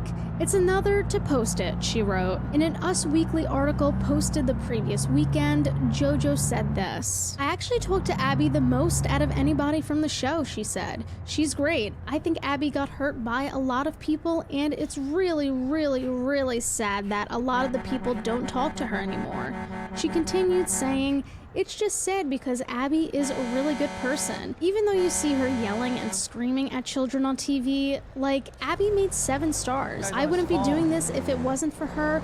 Maddie and Mackenzie Ziegler wouldn't be where they are today without Abby." Does JoJo really believe that years of documented trauma from your childhood are worth the price of fame? This is like when a parent gives their kid JoJo, basic yeah, 'cause she got necessities the best only deal. to throw it back in their face when they're angry. We can't deny that Abby was a huge like being proponent like- in the girls' careers, but wasn't that her? JoJo defending Abby is like a guy who won the lottery defending buying scratchers. It's like, well, it worked out.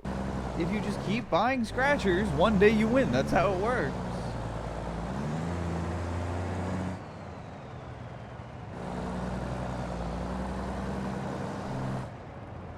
Her job to train her students to dance well because she's their dance teacher. And you know what wasn't her job? Bullying those same students on national TV, no less. You could also argue that Abby wouldn't be where she is today without the girls because they were the real reason people tuned in. And while we're being honest, was it Abby who made... You have a very low chance of winning anything, but you know, sometimes you win like $20. That's how they get you hooked. But it is kind of fun. I am guilty of doing it. It's my guilty pleasure. Sometimes. I do it very rarely. The girls' stars, or was it Lifetime? Though Abby provided the training to help the girls pursue a dance career, Lifetime gave him the platform. We can go back and forth on the technicalities all day, but the bottom line is, just because Abby did one nice thing, that doesn't rule out the pain and the abuse she inflicted on her dancers. While I'm disappointed that JoJo hasn't expressed more empathy for her former castmates, deep down, she probably knows that acknowledging their trauma would force her to acknowledge her own potential trauma. Meanwhile, JoJo remained close friends with the Ballinger sisters, and yeah, their relationship was still just as weird. Certainly nothing can top Colleen showing JoJo uncensored footage from her birth, but this next clip is definitely up there.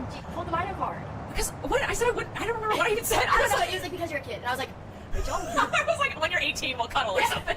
Ew. Oh my god, that's so disgusting. Oh my god, that's so disgusting. Certified pedophile. You literally also I can't do this. I'm gonna drive off of a cliff after hearing that. You're gonna gloss over this? That you told JoJo Siwa when you're 18 we'll cuddle? Is this the new scandal of 2019? That's what we're trying to... No.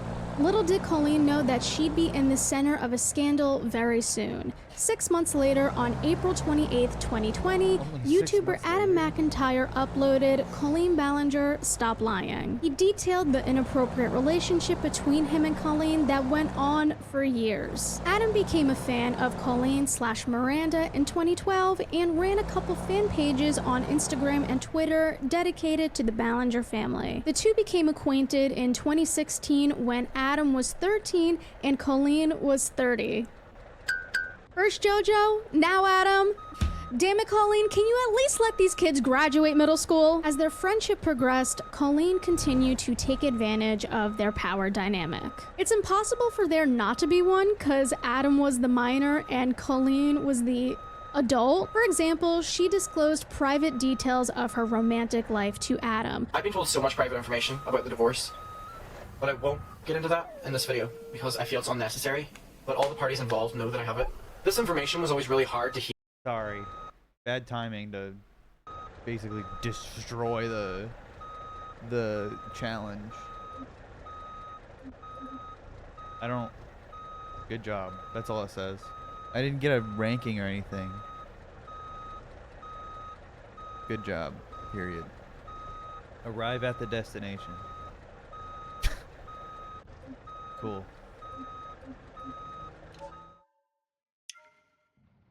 Yo! Hear and digest as a 13 to 14-year-old. Don't mind because if I was always led to believe that Josh Hey! Lee were the couple that I should have looked up to. In the vlogs, they were always really happy, so going from a sudden shift of idolizing Josh Lee, I had Josh Lee merch, from that to them being told all this really information about the ex-husband really just, it affected me back then, and I'm not gonna lie. Colleen also pressed him to scour gossip sites to find scoop on her ex-husband, Joshua David Evans. Why she decided to seek solace in a teenager? I can't answer that. The true kicker was a live stream hosted by Colleen and her best friend / personal assistant Corey DeSoto in 2016. The friends were opening packages and they thought it would be funny to send Adam a lingerie set. Your Twitter account's making me laugh so much. Oh my god, that makes me laugh. I want to send him something. Do you want the bra, Adam? Do you want the bra panties? Tweet right now. Oh my god. Yeah, Adam, let me know what you want. He's in Ireland. Hi, Adam. Okay. I'm sending him something. Okay, maybe he'll want the panties. Although then his parents will be like, you're not allowed to watch who's sending you panties. Even Mom, don't worry. I watched your boy wear them online first. Adam's parents were understandably pissed that a grown woman sent their underage son a bra and panties. I mean, what parent wouldn't freak out? In the following year, Adam became Colleen's social media intern, so to say. She asked Adam to run the Miranda Sings Twitter page to help the dying character stay relevant. That's right, Colleen hired a 15-year-old to run her social media, and Adam wasn't even officially hired because he received zero compensation. It all came to a boil in March 2020 when Miranda Sings came out as a Meghan Trainor fan. Rumor has it that Meghan Trainor actually threw the first brick at Stonewall. Colleen was called out for making a mockery of the LGBTQ+ community, so she took the post down. Slowly, she put the blame on Adam, which is hilarious to me. Like, I'm sorry, aren't you the one exploiting a teenager? And this triggered the fallout between Adam and Colleen. After Adam published his video, lots of fans were upset with Colleen and demanded she take accountability. I should mention that around this same time, 2 of Colleen's older videos resurfaced. One was a video of her and Rachel playing racist caricatures of Latina women, and the other was a story time of Colleen body shaming a fat passenger on a plane. She works at the drive-thru at Del Taco. You know how the guys go loco. You can tell that she's new when she's working the drive-thru.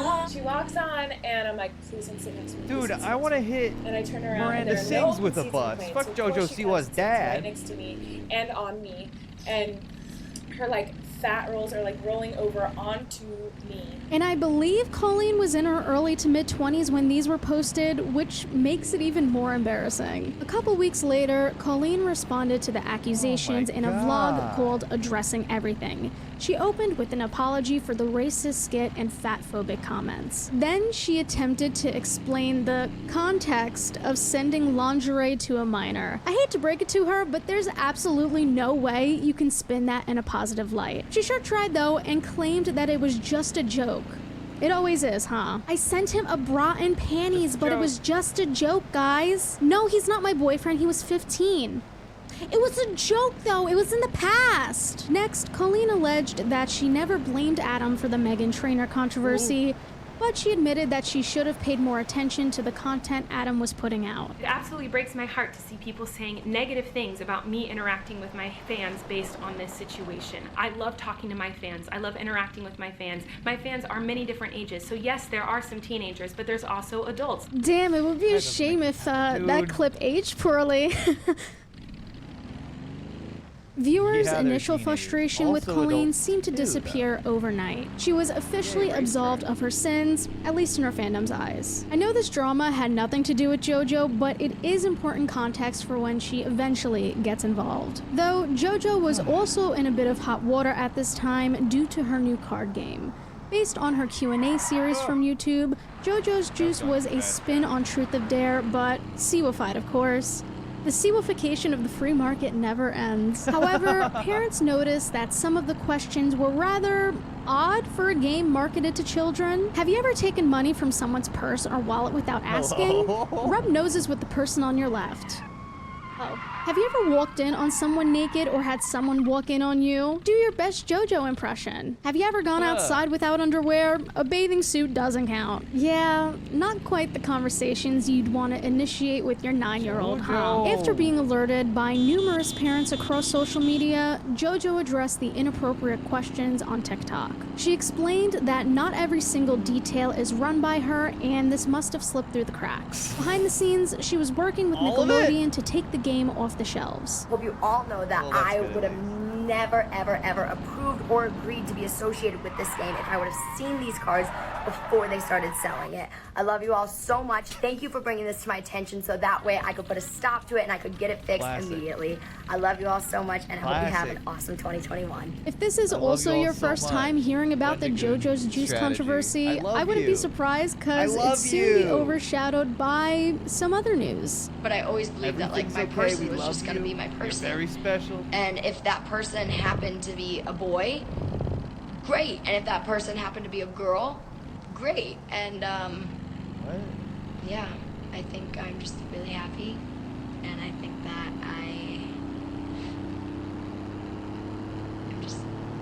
I'm really happy.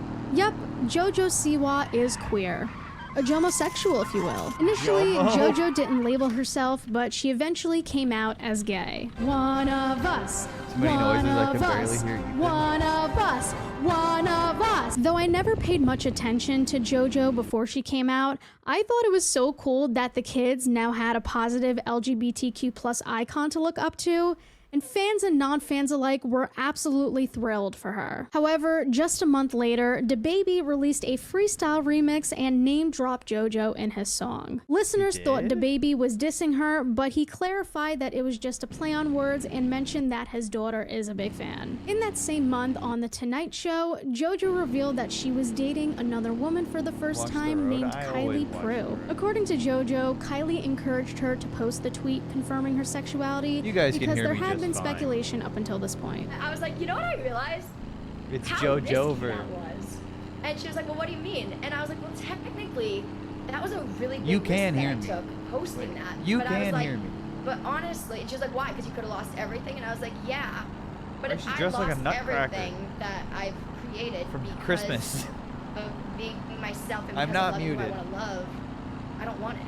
That's not what I want. If I'm not muted. I can't love who I have wanna love. swag. That's one of the most important things to me. One thing about the gays, we know how to do a hard launch. This kicked off a new era for JoJo Siwa. She was Never turning stop. 18 and figuring Be herself relentless. out. She ditched the hair bows and started dressing, as some would say, more age-appropriate. Don't get me wrong though, her Wow. outfits still had a flair of JoJo to them. Well, They okay. were just more refined. As JoJo opened up about her sexuality and coming out story, she slowly became more unfiltered, like in this podcast episode with Rachel Ballinger. Hey, you're the bottom, I'm the top, but we don't have to stare at that the whole time. What happened to those other outfits? You're a bit quiet. Oh, I turned it down because I was eating. Chat, you can hear me. The other outfits before, though, those were actually like real outfits instead of like fast fashion. Like, well, they still could have been, but I don't know. They looked adult. That was very strange. She looked normal for a second. I don't know what happened. They turned her back. I am. She doesn't dress like that anymore. I am. No, I know, but you're like, and you're out. I was like, You're a bottom. I'm a switch. Okay. But, you know, there's always a slight preference. It always leads back to the Leave her Ballingers. alone. Weird, huh? Never did I ever expect to be talking about JoJo Siwa being a I'm not bottom muted. on this Christian channel. But here we are. JoJo was 18, a legal adult by this point, so she was free to talk about her sex life as she pleased. I'm all for normalizing those kind of conversations. Yes! However, considering what we know about JoJo's friendship with the downshifted. Ballinger sisters, hearing her and Rachel talk about sex makes me feel a bit icky. And I'm not accusing Rachel of anything, by the way, just sharing my thoughts as an outsider looking in, and my thoughts are that this was weird. Very, very weird. As JoJo transitioned from a bedazzled walking billboard to a young adult coming into her own, she was attracting a more mature audience. Her fan base went from being a sea of kids to the 20-something girls and gays of TikTok.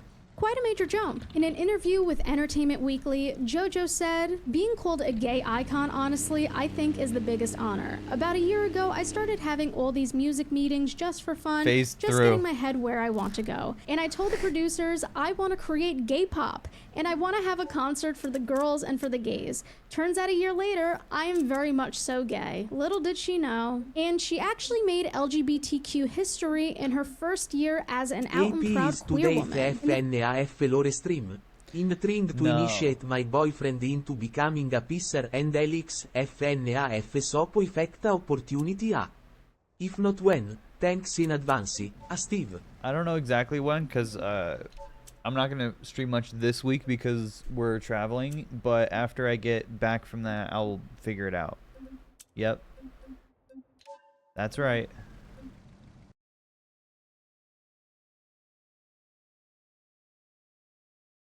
Where are all the maps? Oh, here they are. Small Island, Utah. Who wants to go to this Johnson Valley?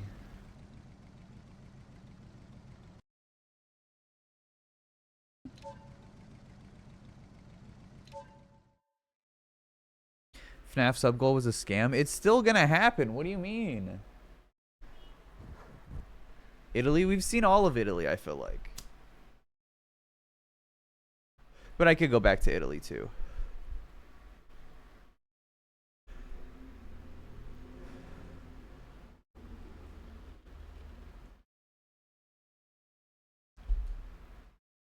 Yeah, literally big butt fuck nowhere desert. The 13th season of Dancing with the Stars, JoJo Have you been to and Italy her dance IRL? partner No, Jenna I have not. I will stream in Italy one day.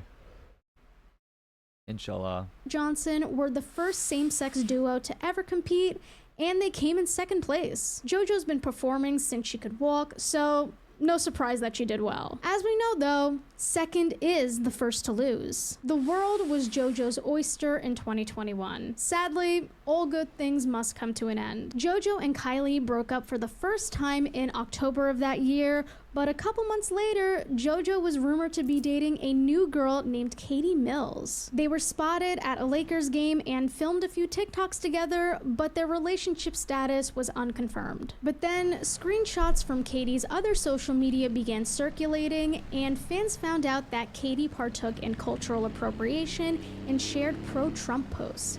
She also liked a transphobic comment on Twitter, allegedly. A few days after all this was uncovered, Katie took to Twitter and apologized for her past mistakes. And if you could believe it, she pulled the "I have a black friend" card almost immediately. But she also said that she grew up in a Mormon family who sent her to conversion therapy when she was 13 and was brainwashed into hating the LGBTQ+ these are young pop stars. community. I'm not and surprised. on that same day, U-Haul Or lost young 2 potential influencers or customers whatever. because JoJo announced she was single again. The relationship No, began Italia. as quickly as it ended. Like I mentioned earlier, JoJo didn't label her sexuality at first, but in 2022, she officially came out as a gay woman. Oh, let's go. Sorry, I forgot you can't say the L word around JoJo. And if you have no idea what I'm talking about, check out her interview with Yahoo Life. I don't like the word itself. It's just like lesbian. It's just like a lot. But I mean, at the end of the day, that's what I am. So it's like, it just is, it's like so the word moist. It's just like, ugh. Not to play devil's advocate or dare I say be a Chill. centrist, but I get why some people would be hesitant about the lesbian label. Our community is so fetishized by straight men Okay, that respect. lesbian has become synonymous with porn in some Hello? circles. This is only one example, but on Hello. JoJo Siwa is not a lesbian, she's gay. Okay. That's cool.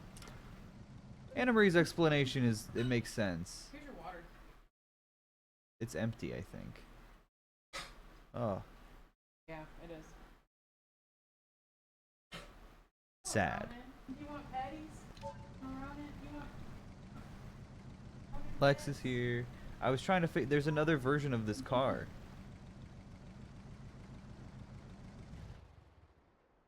Oh, I just turned the engine off. I was watching downstairs. I Select don't have pea socks. They're green. green socks. How do I find the one that I have selected? Is it this one?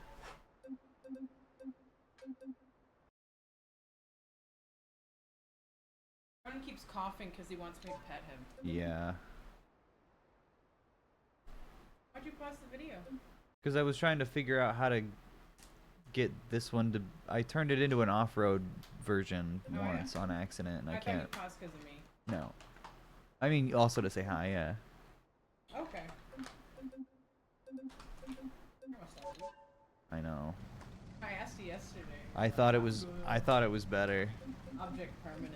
Whatever. I just put some in a joint, and I was like, look how many I have, and then they went away. All the stuff is up here. So I had to come up to do it. I see. Mods? No.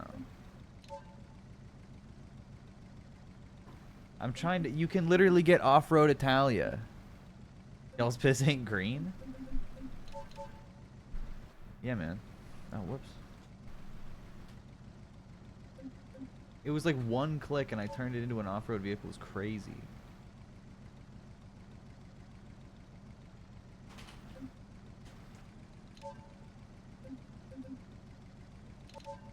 Wait, no.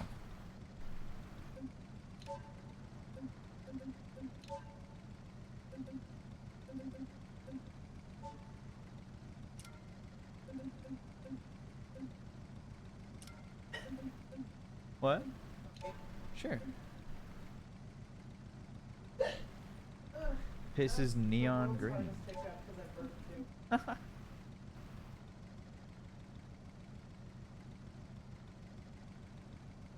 Factory base model with 110cc engine. No, I need a bigger, powerful one.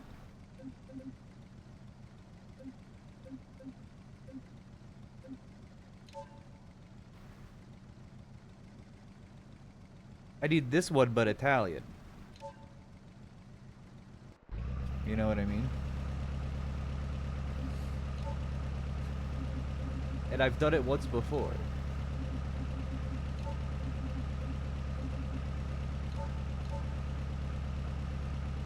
The Baja. How do I turn Baja into Italiaha?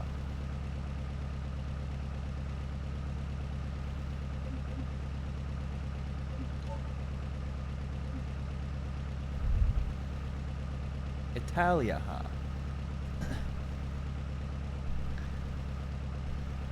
I did it once. I'm pissed that I can't figure it out. You're trying to make it Italian? Yeah, you can turn any of the paint jobs into whatever configuration, but I forgot how to do it.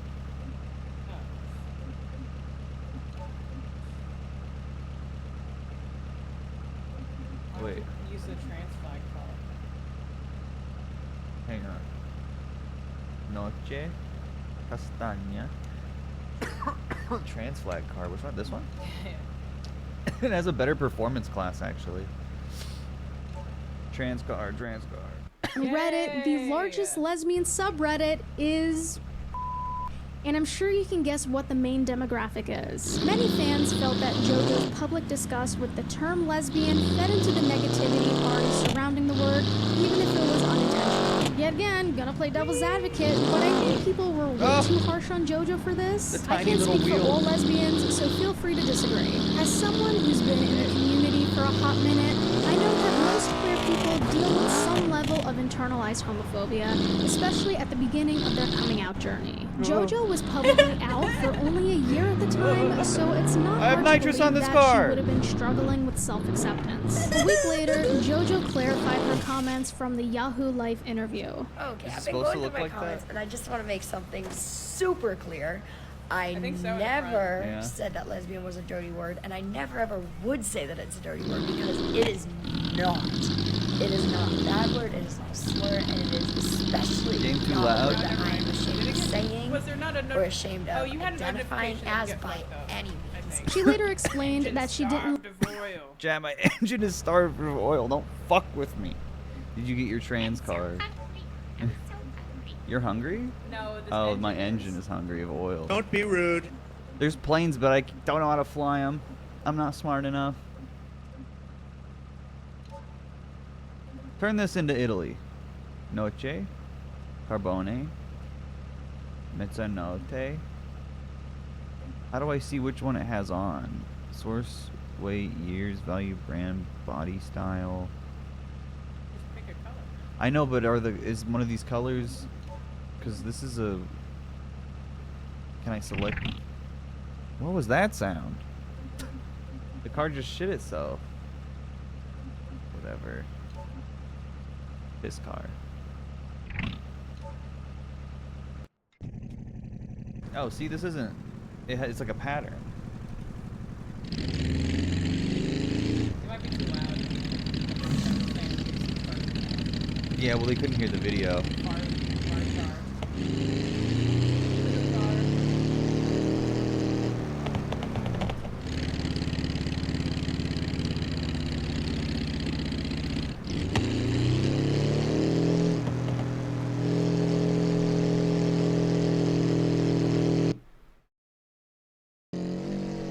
I'm adjusting the volume.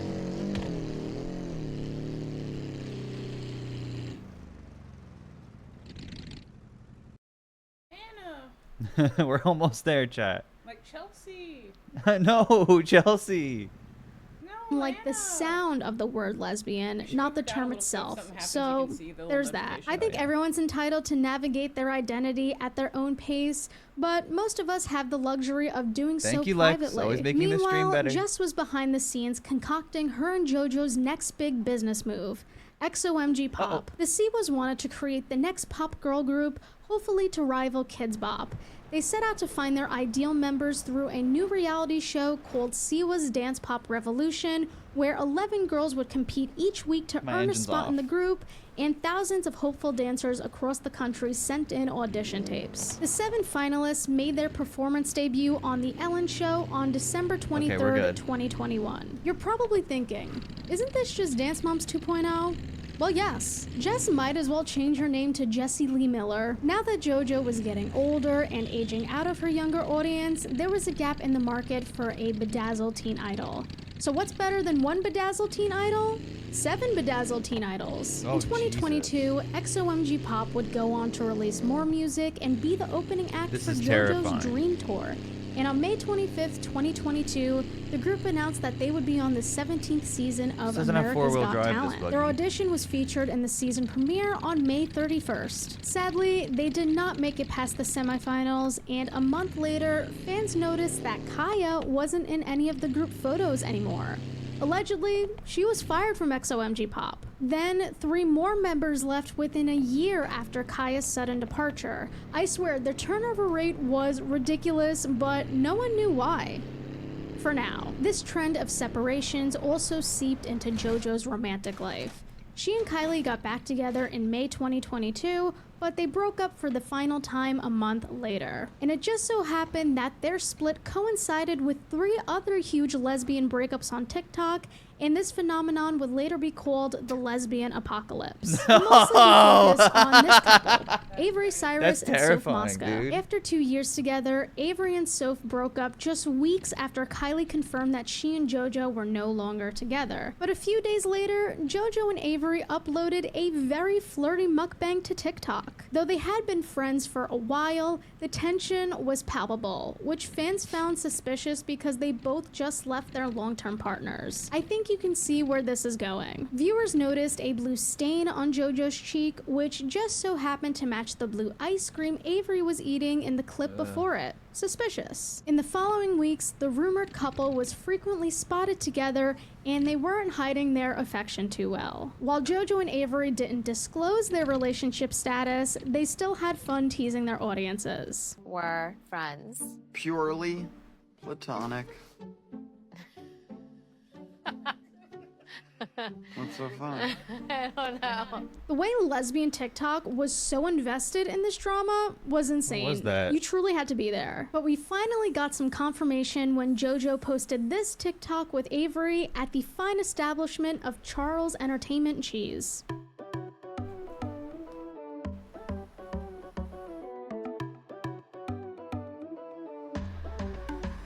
Who's filming that? I know. But she might have had to replace it, actually. History would say they're just friends. Meanwhile, Soph was flying to LA to meet the new person she was seeing. After some detective work, fans matched the disembodied hand on Soph's shoulder to Alyssa Carrington, another influencer who broke up with their partner during the lesbian apocalypse. While in LA, Soph and Alyssa went to some queer TikToker event together, which coincidentally was the same event JoJo and Avery were attending. They're all there. I mean, seeing your ex all cuddly with the person they left you for, now that sounds like a party. Based on photos and videos from that night, viewers could definitely tell there was an us versus them vibe. And unfortunately for Soph, Avery got their influencer friend group in the divorce. Fans felt that JoJo, Avery, and their clique acted like high school mean girls that night, cause they kinda did. At least to me, it seemed like Soph and Alyssa were purposely excluded from that group. A few weeks later, Soph and Alyssa's situationship fizzled, but JoJo and Avery were still going strong. They became official in October 2022 and lived happily ever after for a whole 2 months. Avery cited that the reason they broke up was because they're young and trying to figure things out, but they'd still remain friends. However, that wouldn't last long. Why are you mad? Why are you mad? Because I got used. For what? For views. And for clout. And I got tricked into being told that I was loved. And I got fucking played. Avery refuted this in an exclusive statement to E! Yeah, why would you ever My post perspective, that? me and JoJo left on great terms and are still friends. The relationship was very real, and I have nothing but love for JoJo and her family. God. The 22-year-old added at the time, I'm still very hurt that JoJo broke up with me, and I'm saddened and confused by the JoJo situation. broke up with her? It just so happened that Jess posted this Instagram story the same week Avery and Soph announced that they were going on a non-refundable trip to Europe together. So maybe that could have triggered JoJo's emotional reaction. Who could blame her though? Breakups suck on their own, but if I saw my ex on vacation with the person they dated before me weeks after our breakup, I'd also lose my mind. But seeing how JoJo and Avery's relationship came to be, is this another case of what goes around comes around? Or as some would say, karma? They do say you lose them how you got them.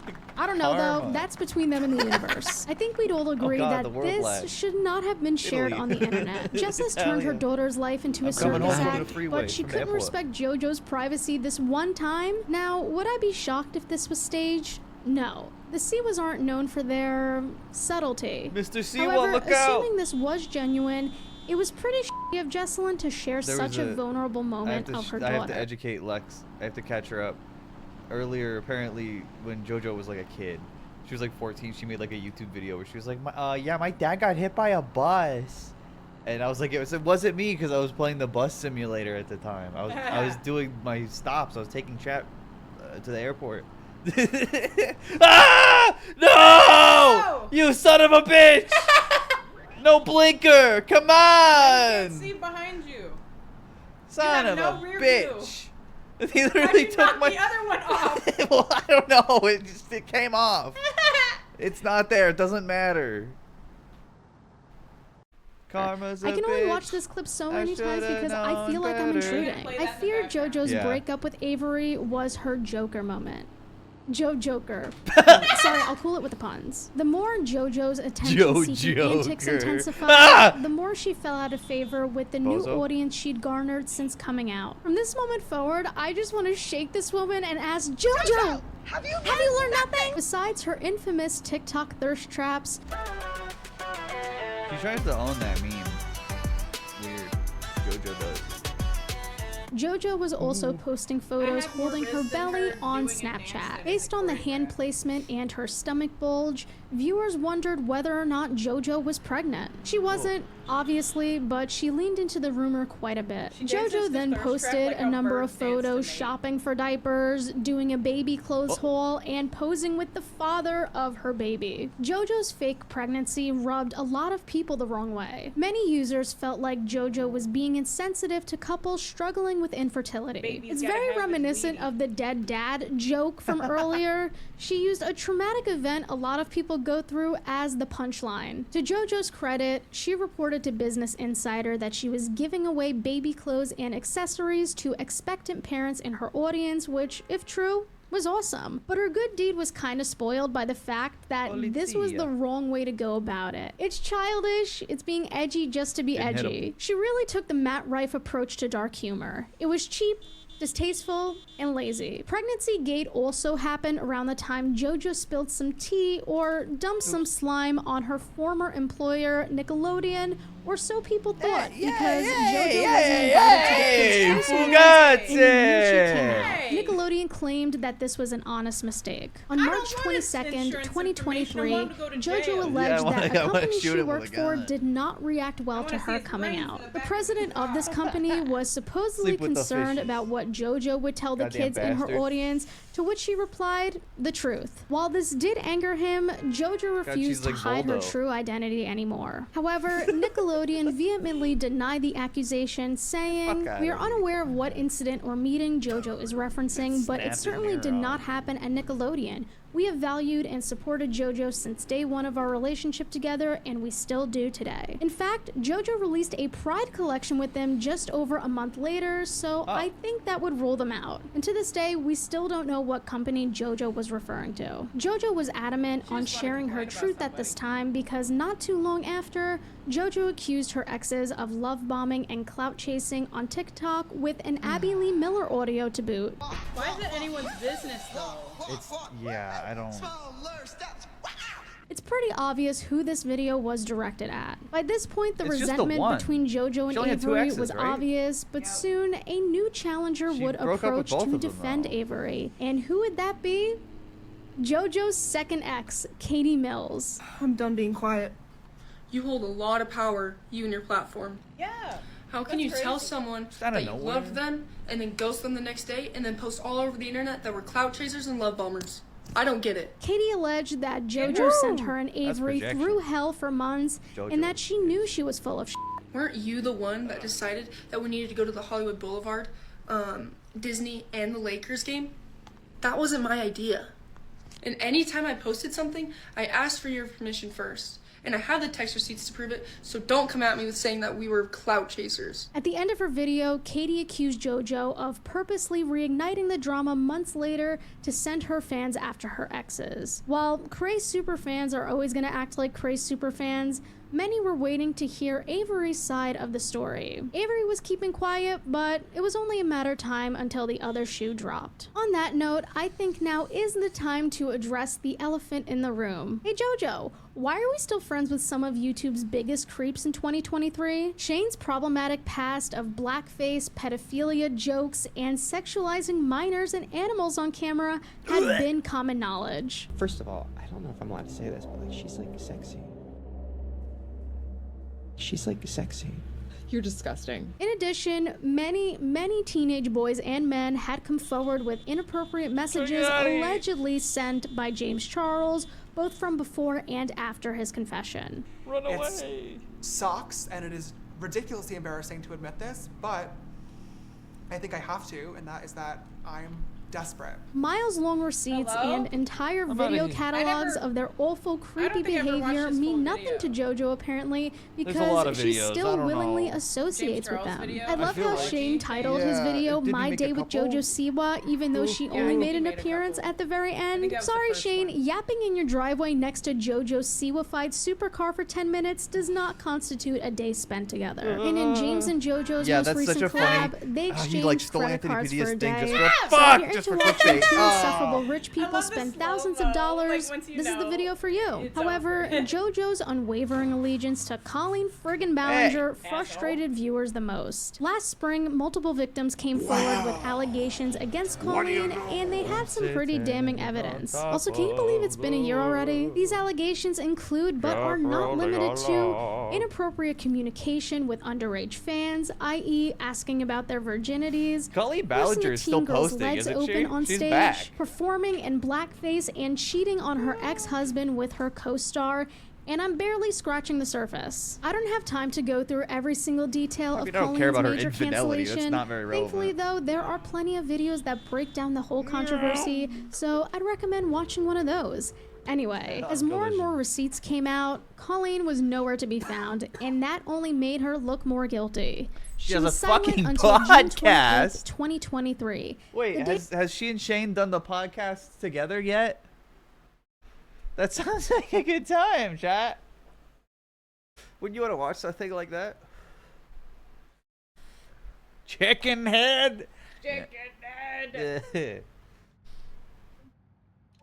She uploaded the apology video heard around the world.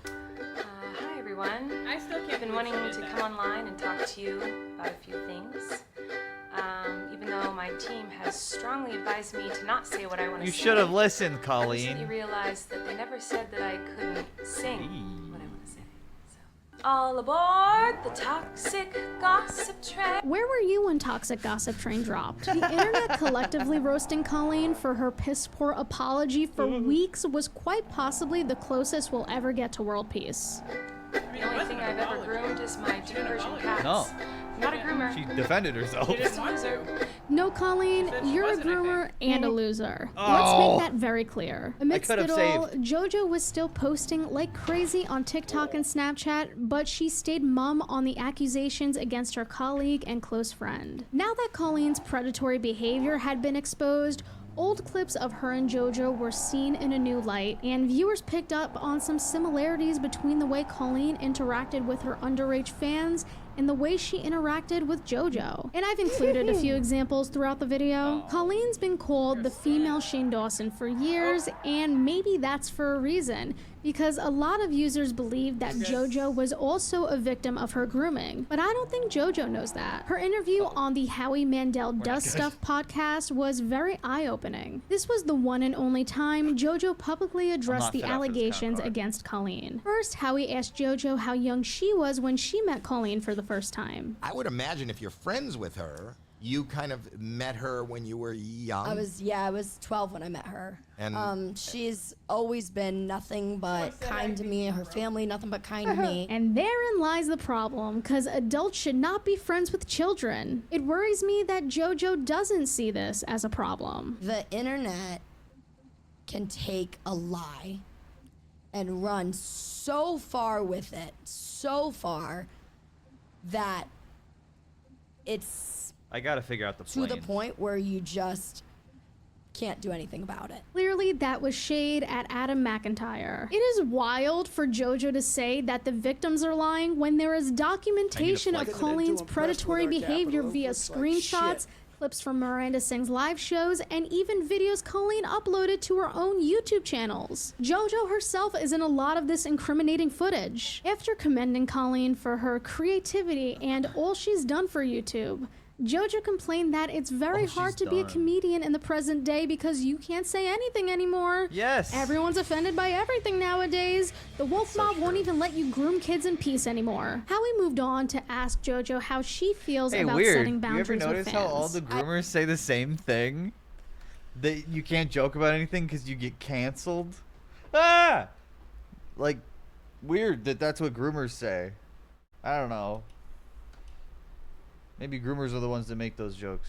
I don't know. I'm think just a truck driver in that Italia. communicating with fans is, you got to be careful to not And that's what I'm saying, to like- not blur a friend-fan line. Then Howie pointed out again that Colleen befriended her when she was only 12 years old. You could tell he's trying to break it gently That's to so JoJo, awesome. but weird. It's not even totally a going over her head. And here's my question to you. Regardless of So funny he keeps judging asking. whatever specifically is being Like, if you- said that There's a few was instances happening. where I can understand being friends with someone who isn't 18, but it's very few, and it's mostly like peers in your workspace. But I could never be friends with like a 12-year-old. I can't even like put myself in that headspace of like, That's a baby. yeah, it's like someone's kid.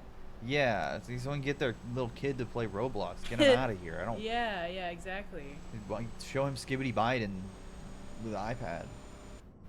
Don't Like, care. I don't even. They're not even really like a person at 12. No. Like, Fuck. in the same way that you are. Like, at least when they're like 16 to 18, they're like a teenager. They have like a personality and they like stuff. You could like talk to teenagers more like you could someone closer to you. And so, but like as a friend, I couldn't even imagine even like, and like I said, and it's only in circumstances where I feel like you'd have to be around them, like at work. Like if you're like an actor and you act with them or something. Yeah.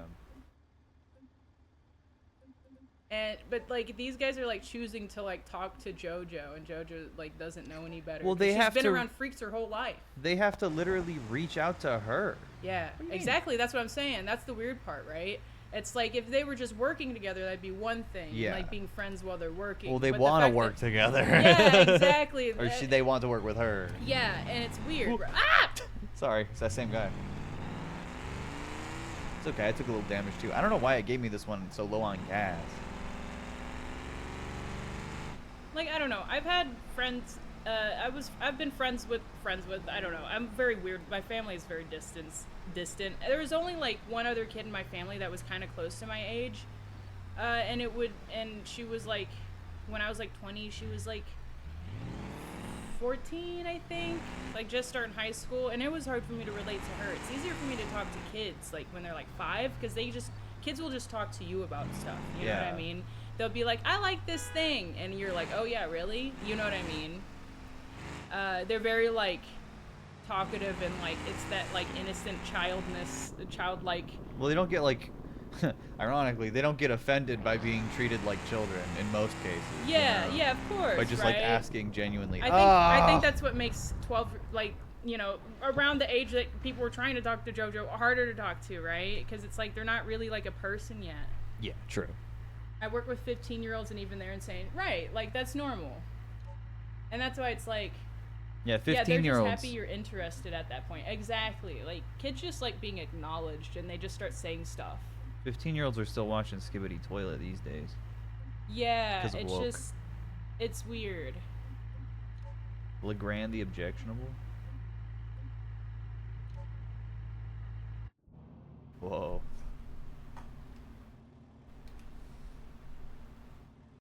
And I'm just saying this as a parent again. You said you started communicating with her when you were 12. Then, according to JoJo, a lot of her friends have been canceled in a similar matter. So you're saying your adult friends who befriended you when you were a minor were later exposed for being predatory with minors.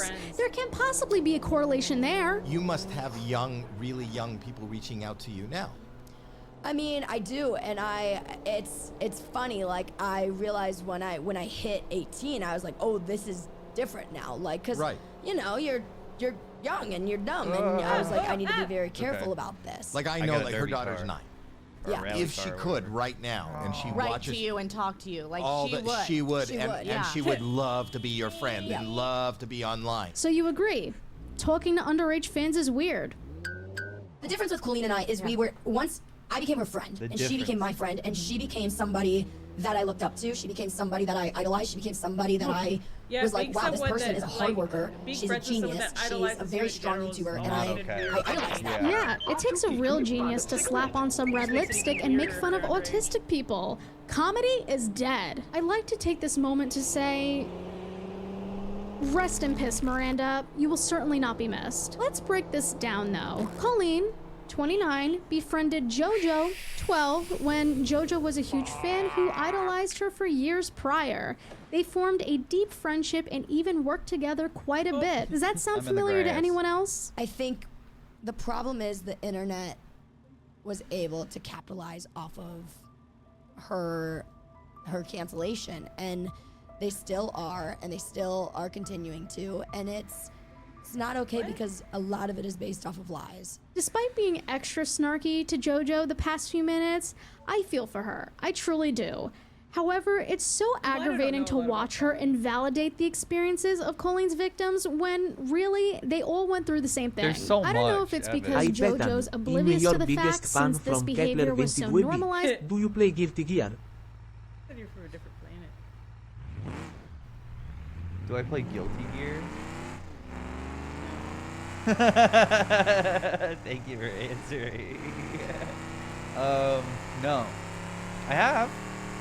Only like, oh god, my steering's off or something. Oh, I'm sitting in an angle. Driving. No, I'm sitting in an angle and it's you would never lean like this while you're driving. Exactly. I have to simulate. You're not sitting ergonomically. Yeah.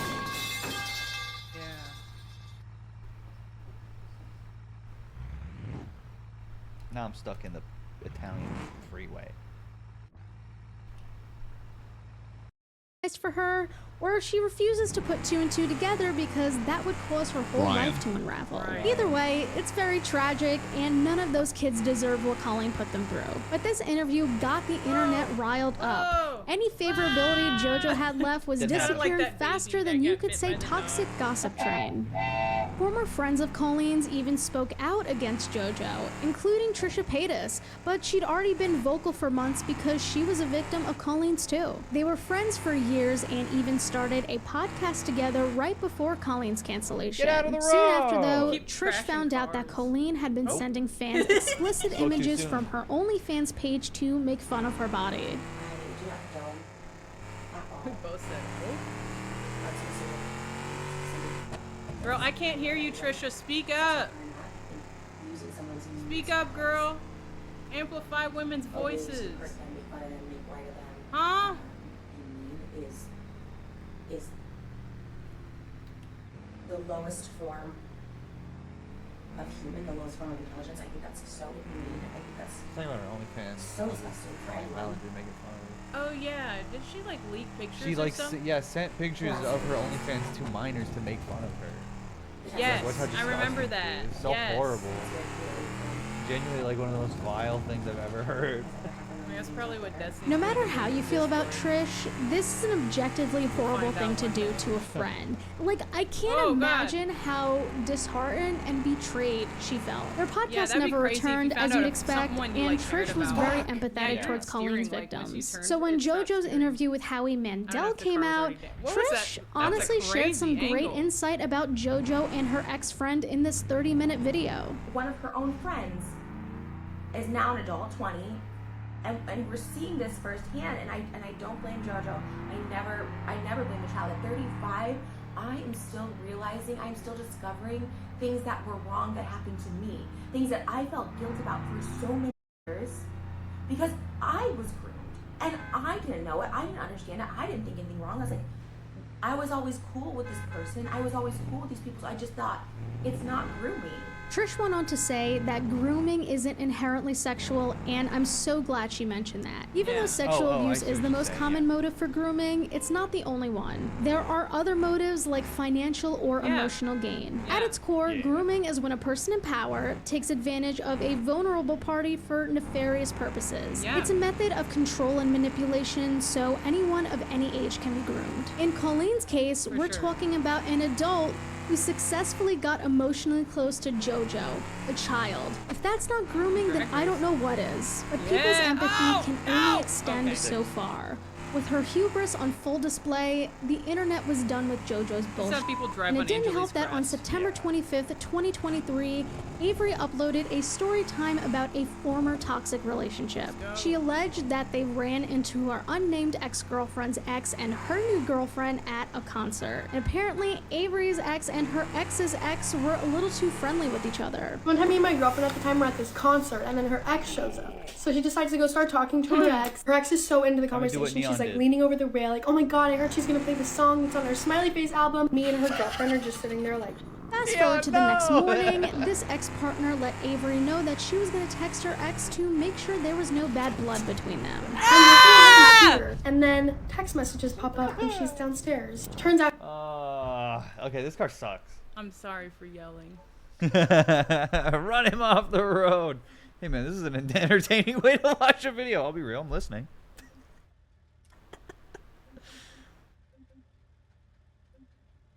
I need to know what car. I mean, the Italian buggy, I feel like, is what I'm just best at driving. What else?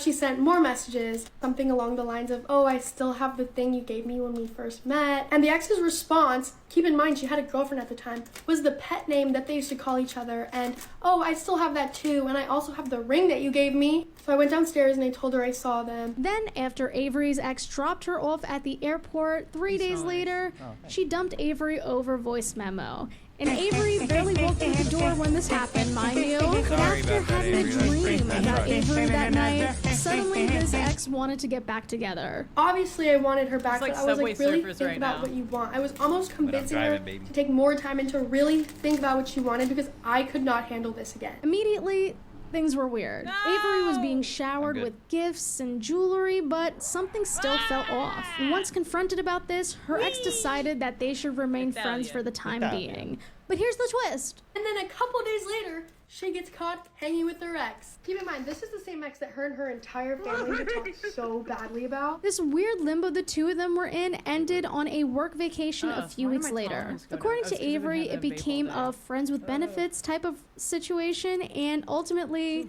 Avery was fed up with the mixed signals, so she ended things for good. There's no keeping secrets on TikTok, so users quickly surmised that Avery was talking about JoJo. And it turns out they attended the same Fletcher. Come on. I just want to go to the village. The village. The village. Going to the village. I'm getting to the village. That's what Gargamel says before he goes to fuck up some Smurf shit. Village, yeah. Concert as Kylie and her new girlfriend Rylan Utah in 2022. That might be the gayest sentence I've ever uttered. Both couples would break up a month later, and in a podcast from February 2023, Rylan claimed that Kylie cheated on her with JoJo. I trust people, but I had insane intuition. I felt nauseous. I felt sick. And I have really good intuition. So, if this I feel like texture, I something's think wrong, everybody's getting I'm overstimulated normally by all right. the textures And I was in the city. I don't want to have to check her location. This is so shitty. And I look, and it says Siwa Studios. Oh yeah, and also chat, So if I have my timeline correct, does that mean JoJo also cheated? Or that this was the reason she dumped Avery over voice memo, allegedly? Who's to say? 3 days later, See, like, Avery if we play posted part games, 2 I'm of playing her games with toxic you, and that's relationship it, story or time. whatever. One time That's I like dated this what girl who I am fully Yeah, there needs to be convinced to this day boundaries that that she are liked Yeah, nothing exactly. about me. I think Which is that's kind of like ironic my because she rule. was literally 'Cause I used begging to me play to ask her Splatoon to be with my anybody girlfriend after like 2 months of of any talking, and then said if I hadn't have asked her I on used to that play with trip, she dads, was I gonna used to end play things with with kids me. that Oh, were but in, like, also middle mentioned school within when 10 I was minutes of out me right out asking of her high that she school. doesn't do the honeymoon phase. Avery's gotta be alluding to the Disney trip where they made things official. So, like, if it wasn't obvious before, moreover, It just this depends, ex would right? complain if Avery didn't post her enough on social media. You And can be also, friends, just according not to like normal Avery, friends this that you'd same be with ex someone was your super age. critical of Like, everything she did, like her I'm not going to hobbies your and how she house, showed right? affection, and even little things like singing in the shower. You can't do I the swear same this girl stuff would 'cause make you're me a cry kid. every single day. smoke I'd weed be all the pulling time, the so tear, tear, that- tear, and she would that literally have immediately no is gonna idea. cut I off. distinctly Oh my God, I did not remember think me that crying sign was on gonna our fuck 1 you month up like that. anniversary because What she the was fuck? mocking my city. back, She baby. mocked me Oh, and I got damn it. quiet and she was like, "Oh, am I gonna push you over the edge?" And I was like, "Yeah, probably." better And at she was bust like, than "Sounds this." fun." And did it again, and I started crying. Like, what? On the way to the 1 month anniversary surprise. So if this is JoJo, it seems like she maintains some flexibility from her dance I've been training, friends with people because from how either else would she school. keep up with all this mental gymnastics? And that's Avery about felt it. like she had to change herself in order to please her ex, but one can only keep up that facade for so long. And at the end, Avery learned that the right person will love you for you. And that's true. You should I never love the have to little change for buggy. anyone's Did validation he or actually make approval. them in that Once color? Is it a Avery real said her car? piece, a lot of You should viewers find were it. on her side. When some fans went back We to their should make old one. vlogs, they came across moments that affirmed Avery's claims. What you got? That's how you do it. Corn ice cream. Wait, can I try? Off-roading friend? New Zealand, Texas? That's so funny. Thank you so much, Jeremy. Oh, yellow. Oh, it's a U.S. plate, so it's in the front? So you have an Italian car from Texas? Like, give me that. Go in. Where's the plate?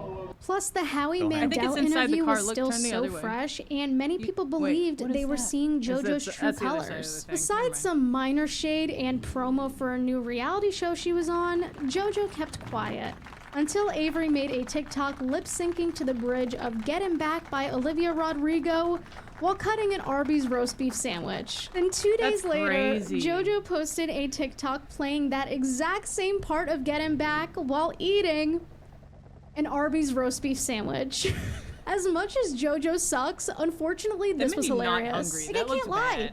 She looks ate. nasty. I didn't Really, look, but I want Arby's. She literally ate. Good Then experiment. on It looked November dry. 1st, 2023, I want wet JoJo announced that some of the Dance Moms cast are returning for That's a why I would get reunion airing on Lifetime the following year. This reunion would include Brooke, Paige, Chloe, Kalani, Kendall, and Miss Bobo with the JoJo herself. They all look like they've Thankfully, been face Abby shopped would a little not be bit. at the reunion. Like they've Not that had, she'd like, be different, missed, like, but neither would Nia, part of their Maddie, face and made bigger or Mackenzie. smaller on Though there Photoshop. was a mini Yeah. reunion the night before the announcement for Paige's 23rd birthday party. Not to sound like a total fangirl, but seeing these pictures from the party gave me the biggest dopamine rush. I'm just so glad that they're still friends after all these years. Warms my heart. So if any of the Dance Moms girlies happen to be watching right now, I doubt you Hello, are, Verione. but I hope you're doing well. I really do. Oh, thank you, Dick is Not Freaky, for the 7 months. Yay! Over 7 you. months. In that same 7 month, months. JoJo also announced her brand new podcast, JoJo Subscribe Siwa over 'em. Now, set to can't. air on iHeartRadio. I swear, influencer podcasts should have let you do become the new monster trucks celebrity in this game. perfumes. Oh, my And car I'm turned sure off. that soundbite will come back to haunt me when I inevitably start my own You went podcast. to It's a sleep. matter of when, not if. With all due respect, though,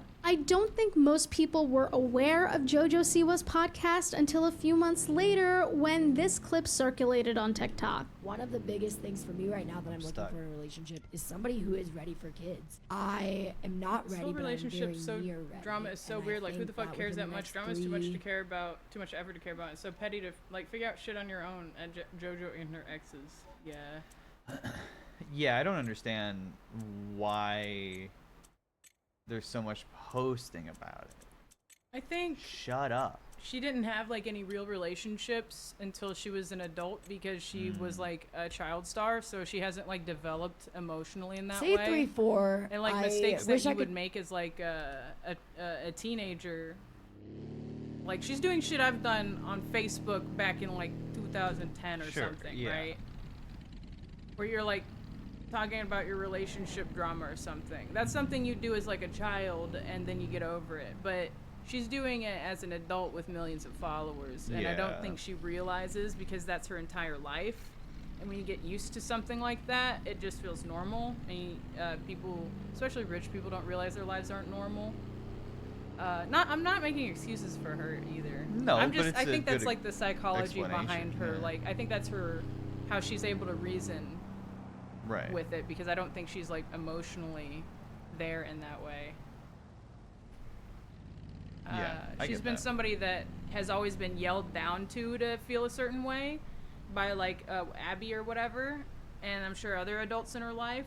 So I'm sure that's how she like knows how to cope with feeling emotional, is like doing that with other people. And like when has she ever been in a normal situation like where people have treated her right? She's never even been able to have her own hair color because her mama wanted her blonde. God. Like, she doesn't know herself at all. And so I'm sure anytime she's in a relationship, it triggers her to have to start that, and it makes her revert. And if somebody's not willing to like be subservient to that and like fall in line or whatever, which most people wouldn't to some degree, I think she like has a meltdown over it because she doesn't have like the tools to better handle that. Yeah. You're cutting it close, man. Nah, I'm the best. All right. Do you have a destination? Why is it telling you to go this way? I set a route just to drive around the ocean. Oh, that's I could say nice. 2-3, Reminds but me I of still feel like I will be a little young in a 2 fucked up years. But I car. say What's this guy 3-4 'cause doing? I feel like that's like pregnant in 3, Ah, babies in 4, hey. you know what I mean? And that is something that I care very, very much about. Are you sure about that, JoJo? Are you really sure? Have we thought about it for more than 10 seconds? The same person who defended her friend facing grooming allegations wants children of her own. Yeah, I'm sure that'll end well. Wait, she Then wants again, I kids? should reiterate that JoJo is a victim. What happened to her is not her fault, but it is her responsibility to heal from it before she repeats the cycle, although I'm afraid she's already started. On February 13th, 2024, Rolling Stone released a bombshell article titled, JoJo Siwa Promised Them Pop Stardom. They say they were thrown in the trash. With momager Jesselyn Siwa, the star put together a new girl group, XOMG Pop. But after 4 members left, fans had questions about what really happened. The article follows Leah Sanderson, a former member who, according to her and her mom Angie, were treated poorly by the Siwas behind the scenes. Not only is Leah a talented dancer, she's also a resilient person. She was born with spina bifida, which is when the spine and the spinal cord don't form properly, and this can lead to complications. In Leah's case, she's undergone numerous surgeries in her 17 years on this planet, Oh my God. and she still struggles with chronic pain and bladder infections to this day. Yet, that hasn't stopped her from pursuing her dreams. She was one of 7 finalists in the first and only season of Siwa's exactly. Dance Pop Revolution. The 7 new members of Doing the same XOMG thing Pop were somebody did told to they'd you be is the where next you gotta big girl realize you're group. wrong. Leah was so excited to work with the Siwas because she loved dance moms and, in particular, idolized JoJo. Despite some hesitations, Leah and Angie made the big move just- from at that Texas point, it to depends LA on, like, to how pursue you this huge respond to it, opportunity. right? According to Like, the Sandersons if and that- if you other do that anonymous and you're crew like, "I don't members, care," the group is endured different than, long like, and if you do that exhausting and you're dance like- rehearsals. If you do that and you're like, oh fuck, I'm really upset that I fucked up. Or like, Yeah, or like defend you it. should be like, if someone tells you you traumatized them, you should be horrified. Is your mic not up enough versus your game? Somebody says they can't hear. Well, you were talking at the same time as the video, babe. No, it's not that. It just happened. But also, I was looking at the thing. Anyway, I might just. Hello. Hello. Yeah, someone else said the mic's low. You can turn it up. How? What's the? It's that one on the left. How's that? Is that good? Hello.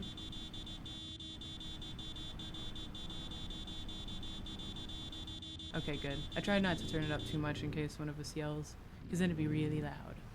But I usually talk pretty quiet, so that's normal. What was I saying? Oh yeah, you should be like horrified if someone says like someone you care about is like you. I mean, in general, right? But you know what I mean. If somebody's like, "Hey, you traumatized me," like that should require some like introspection, and like your first priority should like if it's not like wanting to see what you can do to help them and see if there's anything that you can do to help them, and if and like regardless if there is and isn't, like doing whatever you can to fix you,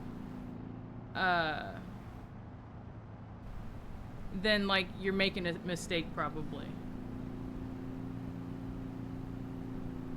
Hey Lex, do you have a pad I can have? I don't use pads. They're like diapers to me. No! That's what you get for missing the turn. Your wheel fell My off. wheel! Oh! At least I got to see. You missed the turn? I was driving along the ocean. Italia. Yeah, Occasionally to the point where they had to skip school, which, if true, is illegal. The girls ranged from 9 to 16 at the time, and according to the California Department children. of Industrial Relations, legally, child entertainers at their age can only work 5 hours a day max when school is in session. School is required for 3 hours a day on set, and they're also entitled to a 1-hour break. Leah and Angie told Rolling Stone that the Siwas were very domineering. JoJo, in particular, was a very hostile coach. She was known to scream at the girls, play favorites, and pit certain members against each other.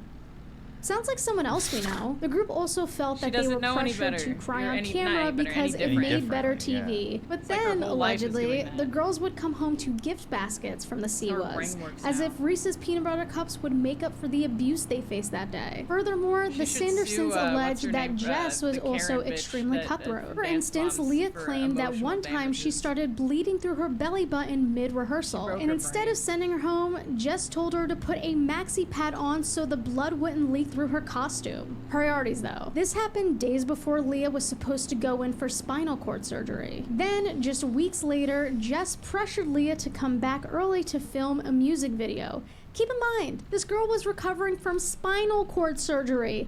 Depending on the procedure, it can take 6 months to a year for your spine to completely heal. Angie and the other mothers tried to speak out against the toxic work environment, but once word got back to Jess, By the way, that's how like liberals and capitalism in general weaponizes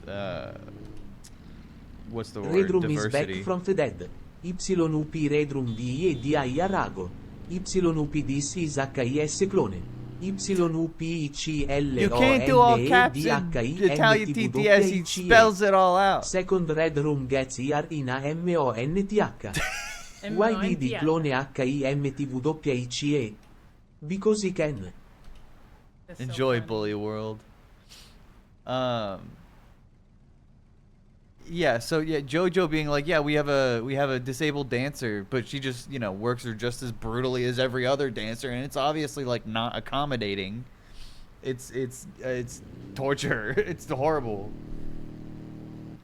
Angie and Leah were fired. Leah and I were in a dark, dark place for months and months that I don't think we were healthy enough to speak out about, Angie says. Now that we've had time to recover and heal from it, we're in a place where we are ready to share and tell people about everything. Since their termination, a lot of these claims have been substantiated by contracts, emails, texts, and sources close to the production of Siwa's Dance Pop Revolution. Like I mentioned earlier, Leah was one of 4 members who cut times with XOMG Pop without explanation. Supposedly, Angie was the only one who didn't sign an NDA, hence why she's the only parent who's spoken out so far. However, the mothers of the remaining girls released a joint statement saying, Jess has taken care of the girls as her own. JoJo has played an older sister role and supportive mentor to the girls. We value the time, energy, attention, and financial commitment the Siwas have given us. Another wrote, since we have joined, we only have had an amazing and positive experience. I find it very hard to believe the Siwas could have done anything wrong. Another XOMG Pop mother wrote, my daughter has been a part of the group since day one, and I can attest to it being a healthy, positive environment. And another said she was saddened by the allegations, writing, I hope for our kids' sake that their dreams and hard work won't be hurt by this story of disgruntled parents. Yeah, and I hope your kids' dreams and hard work won't be hurt by the Siwa's abusive behavior. Allegedly. Those NDAs are working overtime right now. Of course, the Siwas denied the allegations. Jess released a statement through her lawyer, Brian Friedman. These allegations are 100% provably false, and the story is created to generate clicks at the expense of the truth. Had actual investigative reporting been done, the voluminous and irrefutable evidence would tell you all you need to know. That a disgruntled momager's own abusive behavior caused for her daughter to be asked not to return to the group. A relentless texts begging for forgiveness and for her daughter to be reinstated completely discredit her and these ridiculous allegations. Jess Siwa was protecting the staff, the other girls, and their families, which she will continue to do vociferously and unapologetically. Yeah, I already know you're guilty because you're using a stupid-ass SAT word like vociferously. Since then, there haven't been further updates. However, I wouldn't be surprised if this turns into a nasty legal battle, so I guess we'll have to wait and see if anything more comes to light. Even though viewers were demanding JoJo to address the allegations, she thought this was the perfect time to debut her new era. Her Bad Girl rebrand commenced with a tattoo reveal back in February. JoJo went from having 0 tattoos to an entire patchwork sleeve. JoJo ordered from Inkbox once and suddenly she's a whole new person. This very real and very legit tattoo sleeve also included the names of her future children. You guys make the most beautiful children, and I love JoJo, I heard you on your podcast. like the sound of You've the already named your children. I actually have 2 tattoos dedicated to them. This one's dedicated to my baby girl. One day her name is Freddie. Then this is dedicated to twin boys, Eddie and Teddy. I don't know. Freddie, Eddie, and Teddy. I want 3 babies. I have my sperm donor lined up. Wait, where's the sperm donor? You already got it lined up. Joelle Joanie Siwa, have we seriously learned nothing? Talk about the allegations from the XOMG Pop Kits first before you even consider having your own. I got a question. Okay, You could have one heaven phone call. This is a random heaven phone call, okay? Nothing serious. If it was serious, I'd call grandma, grandpa, uncle I never got to meet, someone like that. Unserious heaven phone call. Who are you calling? Personally, I'm going to people in the Titanic submarine. The situation. Don't be rude. And don't be rude at the same time. My friend said she would call Dominic Ramsey. I feel like that's a pretty good one. Who are you calling? What are we asking? Die. Give me your take on this. Okay, yassified Pauly D. See, this is what I thought I looked like in 4th grade when I scribbled on my arm in religion class. She actually wound up getting 2 real tattoos, one on each hand, which is crazy to me because I thought that was a big no-no in the tattoo world. Like, a lot of artists won't give you hand tattoos if you're not, like, already tatted. But it was clear that something was brewing in Studio Siwa. On March 10th, 2024, JoJo posted a cryptic message on TikTok saying that this was her. I need a driving break. Who would be your random heaven phone call? What, like call someone who's dead?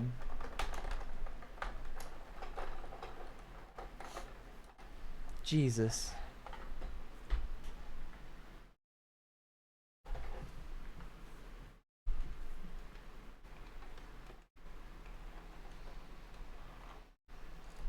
Wow. What do you know? I'd call Italy. I'd call Dexter Jetster. Taking off the steering wheel for now. I'm censoring driving. 1987, driving's now illegal. 1463. 43 Skidoo. I am the fastest partnered streamer though, and I think everyone would do well to remember that.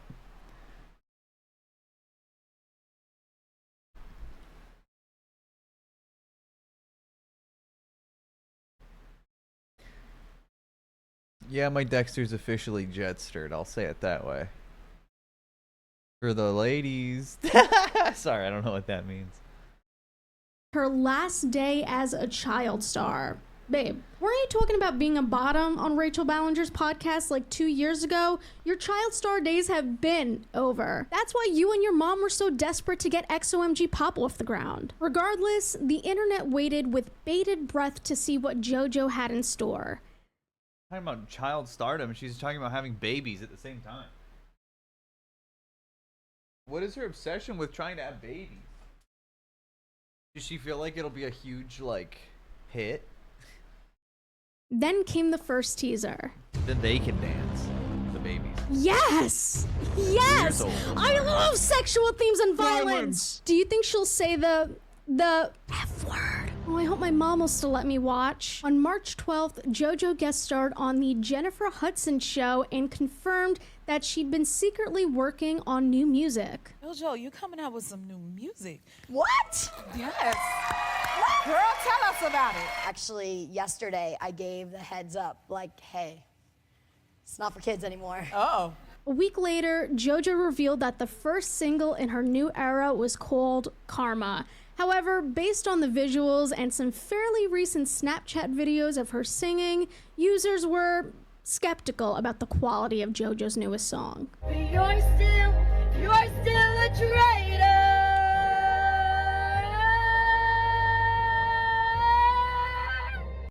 Yeah, you're still a traitor. All right.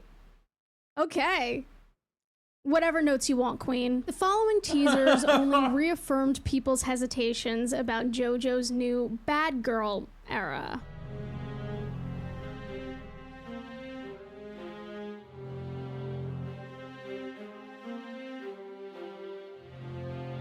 What in the Gene Simmons is going on here? This is what happens after one too many JoJo juices. But Karma's media circus had only begun. JoJo spent a pretty penny on this jumpsuit, and god damn it, she was gonna get her money's worth. I wanted to make I know she wore it like 1,000 times. It's like her new outfit. Oh, you are, forever. JoJo. Her costume. You certainly are. Similar to Miley Cyrus' Bangers, Britney Spears' Slave for You. That for me was very important that I brought back. What's on the menu? Buffalo Crazy. chicken bone. Is it comfortable? Bangers? More like bonkers, am I right? You see, this guy gets it. Whew. Technically, this could be considered JoJo's Bangers era. Going from a former child star to a young adult comes with growing pains, like having a good girl gone bad phase. They're so Yeah, I call it Binkers. Jar Jar Binkers.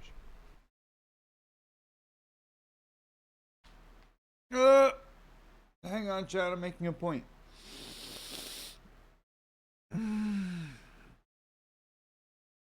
Yeah, it's the most mild, and I think it's like when I see someone on like Twitter Blue or Reddit saying get like, her money's "Yo, worth." I wanted to make art. this goes hard," really about anything, I picture they say the same thing about this, about whatever JoJo Siwa is doing. That made people go, what? Oh, you are, JoJo. You certainly are. Similar to Miley Cyrus' Bangers, Britney Spears' Slave for You. That for me was very important that I brought back. Couldn't have been too Crazy. impressed with our Is it capital. comfortable? Looks Bangers? like shit. More like bonkers, am I right? You see, this guy gets Oh, double it. chat, sorry. Oh, whew. Technically, this could be considered JoJo's Bangers era. Going from a former child star to a young adult comes with growing pains, like having a good girl gone bad phase. They're so desperate to break out of that cookie cutter mold, so they go from one extreme to the other. And as they find themselves over the years, eventually most fall somewhere in the middle. I cannot get the song out of my head. It's very catchy. The problem is, every part is catchy. It's Mild- all of a sudden your head will be like, I was a bad girl. Karma is a bitch. It's like, Well, yeah, I mean, she didn't write it. Anyway, the Miley Cyrus is a funny example because she's so mild now. You might as well call her Mild Cyrus these days. Chat, does anybody hear me? Is there anyone there? like all of a sudden your brain, there's multiple parts. I gotta hand it to JoJo. She's her own biggest hype woman, and I love that for her. But it would be a crime if I did not show you the best soundbite to ever leave JoJo's mouth. Another reporter asked who her dream podcast guest is, and just take a look. Dream guest on my podcast? Oh my gosh. I mean, honestly, let's spice things up. One of my exes.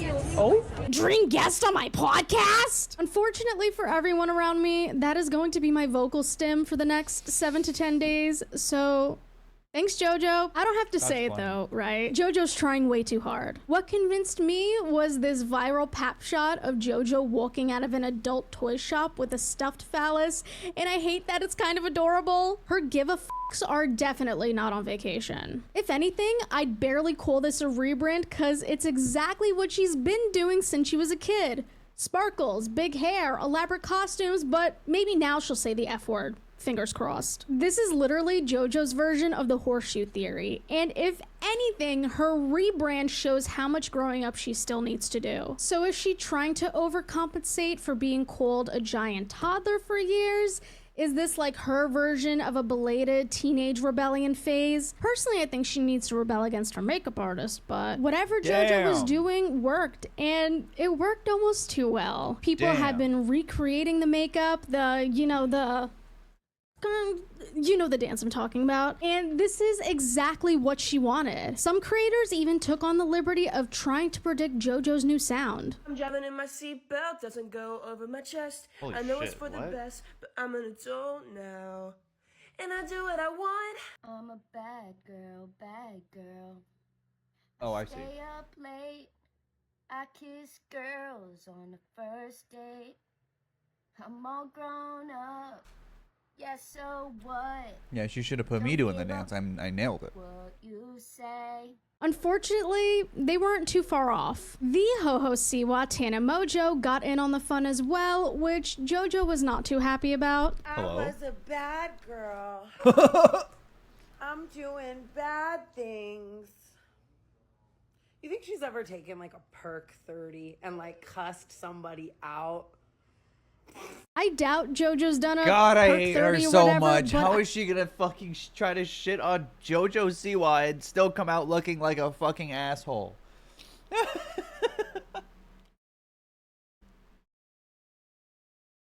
Yeah, do a perk and cuss somebody out. Yeah, man. That's the worst thing you've ever done. Like, you fake life. You live a fake life. You can't be talking about doing bad things. Apart from whenever you said the N-word when you were 18, because you're like, well, they said it in rap or whatever.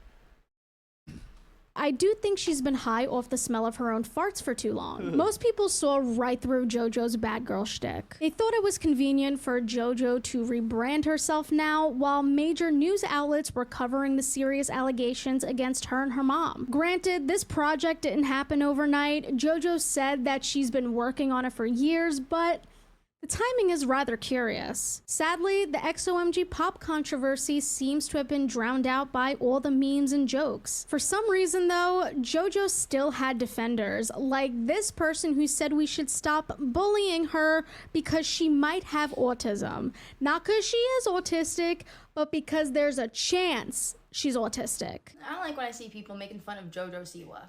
I don't like it because there's a good possibility that she's autistic. Sorry, what? Why has the internet become so comfortable with diagnosing strangers? Oh my god, Paige, you're not even a doctor. How can you even say that? When it comes to bullying somebody about like being autistic, I think it's, safer to assume that someone's autistic than not and just like stop bullying them, But also, a lot of the things that people bully her for are things that people bully autistic people for. I think that's true to a certain extent, and JoJo's been... I mean, she's not being specific, though.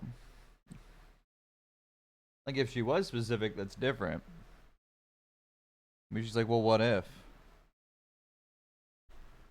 Unfairly scrutinized in the past, but the reason people don't like her now is because she defends her predatory friends, allegedly, and exploits children, supposedly, and viewers are calling her out for the ridiculous way she's dodging accountability. She's responsible for her actions whether she's autistic or not. Granted, there's always going to be people who take it too far. Apparently, some users were calling JoJo acoustic and the R slur in her comments, and that's just straight up ableist and disgusting, and you should be ashamed of yourselves. As a dancer and a dance teacher who is autistic and has ADHD, most dancers are autistic and have ADHD. Not trying to diagnose everybody, obviously, but most of my dancers. While that might be this creator's experience, it's still a huge blanket statement to make. People do this with fictional characters, like this character from this TV show is autistic coded, which is fine because they're not real people. But JoJo is a real person who has never said she's autistic. It's no better than shipping two co-stars or band members. Honestly, it's probably worse. I found a couple articles saying JoJo has ADHD, but I don't know how reliable they are. Oftentimes, ADHD and autism go hand in hand, but that's not the case for everyone, and I'm not saying that's the case for JoJo. I don't know. JoJo's always struck me as the kid who was like rich and also got all the candy they wanted, so it was always like bouncing off the walls. So take that with a grain of salt. No matter what though, it's inappropriate to speculate on a real person's diagnosis. Plus, I've been watching this girl since she was little on Dance Moms, and I was like, oh, that's me. And now I see her in interviews, and I'm like, that's me. Oh. So that's what it's about. Well, what if it was me? That's just like selfish.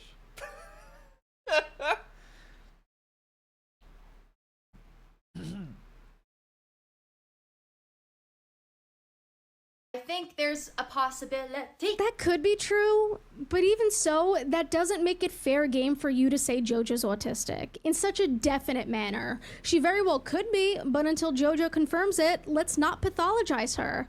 Again, hello my dear friend, real hope human you being we're have so talking much about. fun This is here, look around and have a good time. LY Urso Silly. Pizza Gabagul, pasta Mamma Mia Mario Luigi 3D World. I ate a lot of these fries that I had. Into Schrodinger's autism diagnosis. Say JoJo does have autism though, okay? Let's headcanon her as an autistic woman who just hasn't told the public yet. Perhaps there's a reason why, and we're not entitled to that information either way. This was one of the worst takes on the situation I've seen thus far, but please do not send hate to this person, though I'd like this to be a reminder that neurodivergent people can still be bad girls who do bad things. But the weeks of endless promo led to April 5th, 2024. Karma's release day. I mean, she uploaded so many previews that it's like, you might as well drop it, you know? I'd rather not get copyright claimed by the Siwas, so I can't play the music video. So I don't know how I'm gonna do this. Breaking out the green screen for this one. It's a special occasion after all. Anyway, welcome to WatchJojo.com. I'm your host, Anita U-Haul, and today we'll be counting down our picks for our top 10 moments from Karma by JoJo Siwa. At number 10, we have the opening line. Out the gate, JoJo makes it clear, I was a bad girl, I did some bad things. Thank you for the reminder. Why show when you can just tell? At number 9 is JoJo's trust fall into the ocean. I mean, who doesn't love an Irish goodbye? And imagine my surprise when I found out that JoJo can not only breathe, but also sing underwater. Damn. It's giving Little Mermaid. It's giving H2O. Nar, Jar Jar, nar! At number 8 is JoJo's Ariel, cause I know that made Abby Lee proud, but maybe point those feet next time. For number 7, we're gonna revisit the lyrics for a second. So the pre-chorus goes, thou shalt not lie, thou shalt not cheat, thou shalt not get caught, or you'll end up just like me. But when JoJo sings it the first time, she's like, thou shalt not get caught. I really like that. At number 6, we have what I like to call the titty titty thrust. Titty titty thrust. Titty titty thrust. At number 5 is the title. Just a bizarre Karma. move. Hey JoJo, what's it called when your best friend loses views, subscribers, and any goodwill she had left with the internet because she creeped on children? Yeah, that's what I thought. You might be shocked, but I'm putting the best dance move ever at number 4. Some of you might say she was robbed, and maybe you were right. But I'm standing on business, and I think the best dance move ever is a lovely third alternate. Karma's a bitch. Karma's a bitch. And number 3 is the chorus. It goes, Karma's a bitch, I should have known better. If I had a wish, I would have never effed around. Sorry, effed? You mean right? You're such a bad girl. Come back when you can curse like an adult. Next song, I better hear you say ass, pussy, At number 2, we have... It is funny to me that, like, I don't know. Her whole rebrand is built around, like, I'm an adult, I can say adult things, and I'm crazy, which makes, like, but then she won't, it's like Ben Shapiro being like, oh, I'm uncensored, and then censors every swear word. It's confusing.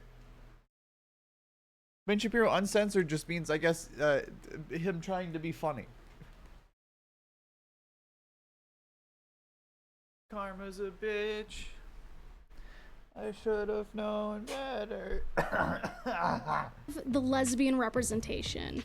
Although Hollywood's been amplifying queer stories more over the years, as a lesbian, I still think we're underrepresented in the media. But then, Come on, what about Drake? Came along, and thanks to her, I finally feel seen. Let's go. I feel like someone's finally given us a voice. Okay, what the f*** is this? This is our representation? I'm done. I don't get paid enough for this. Cut the cameras, now! All jokes aside, I really meant what I said about lesbian representation. Not for nothing, that's why JoJo's the queen of gay pop. The genre is, I said it back in the day when I first signed with Columbia, I said I want to start a new genre of music. And they said, what do you mean? And I said, well, it's called gay pop. And they were like, what's that? And I was like, it's like K-pop, right? But it's gay pop. Oh, don't worry. We got it, JoJo. What? I guess lesbian Jesus means nothing to you. JoJo's honestly the first and only person to do anything. But I'm kind of the only influencer that also does music. You know what I mean? Like, you gotta respect the shamelessness a little bit. Like, while the entire internet's been clowning on her, she said, if no one's got me, then I got me. Going back to the former clip, to say that you, a 20-year-old lesbian living in 2024, invented gay pop is beyond deluded when so many queer artists before your time paved the way so that you can make gay pop. There's David Bowie, Prince, Elton John. Chat. JoJo Siwa has not written any of the songs that she's published. That's what's the most confusing thing to me. You can't be the queen of anything that you haven't even participated in.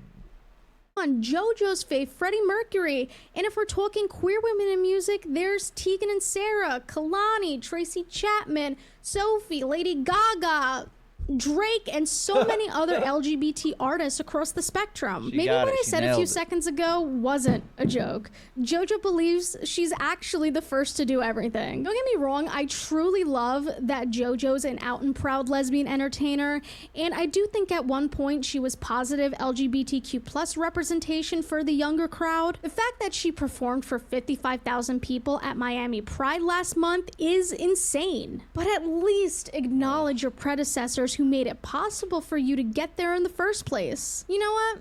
This has inspired me to start a new genre of YouTube. It's called Gay YouTube, or GayTube for short. Alright, this is me gay drinking water. This is me gay sitting. This is me gay filming. Everything I do can be called gay anything, and I'd be the first to do it. To be fair, JoJo went back on our comment in an interview with TMZ, saying she'd rather be the CMO or Chief Marketing Officer of gay pop. Definitely not the inventor of gay pop, for sure not.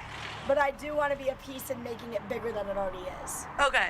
I want to bring more attention to it. Okay. I'm not the creator, but I'm not the president, but I might be like the CEO or the CMO. Okay. I could be the CMO, the Chief Marketing Officer. I like that. Despite all the criticism, this didn't stop JoJo from celebrating the release of her new single in some good company. As they say, ain't no party like a predator party, hey! Allegedly. But at least some of the Dance Moms cast was super supportive. That was pretty wholesome. Another small controversy that coincided with the gay pop stuff was JoJo's beef with Lil Tay. TMZ reported that Lil Tay called JoJo a fraud and didn't want fans to compare them. She hasn't written any fucking gay music. She hasn't written any music, period. That's what's the most confusing. She hasn't written any music, period, chat. And then JoJo liked a shady tweet about her. There's really no comparison between JoJo and hashtag Lil Tay anyway. Hashtag JoJo Siwa has a career. Lil Tay is just a meme and a pathetic one at that. Damn, Melissa. You'd think Lil Tay ran over her dog or something. One thing about Lil Tay, though, she's not about the subtweets. She's gonna tag you if she has something to say. At It's JoJo Siwa, you're a scary ass bitch. If you have something to say about me, say it, and this time don't delete your comment or unlike shady tweets. Don't let those paid YouTube views and botted Spotify streams get to your head, Madonna from Dollar Tree ass bitch. Not Madonna. What did Madonna do to you? But enough about petty internet beef. We need to analyze karma a little deeper.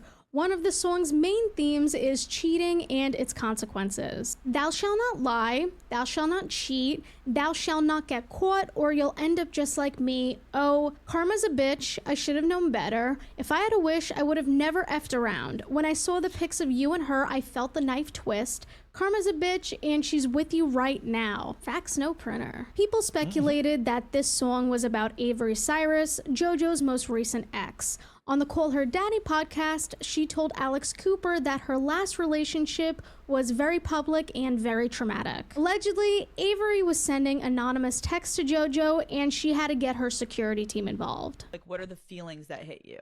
At first, I had a weird gut instinct. Okay. Had a weird gut instinct, and I was like, I bet it's. And then I sent it to my team, and then he was like, hey, we need a call, because it is somebody that was very, very close to you that did this. And I was like, oh, me, okay. And at first I was like, okay, whatever. But then I was like, wait. I was like, that's actually not okay. And then it didn't hit me again until I tried to date again. And then I realized, like, I can't, I wouldn't want to be around someone alone because of what happened. Then Alex asked her about how she created Karma, and JoJo said she began writing new music 2 years ago after signing with Columbia Records. We started off like pretty calm, like nothing like what's out right now. And then I got pitched this song, Karma. Sorry, what was that? And then I got pitched this song, Karma. Now check out this clip from JoJo's Billboard interview. The song does sound like a 2010 record. It does, and that was the goal. But there was a point in time where it sounded a little too 2010. We reined it in. We found the mix of 2024 and 2010 to make it that same style to fit more into today's world. Interesting.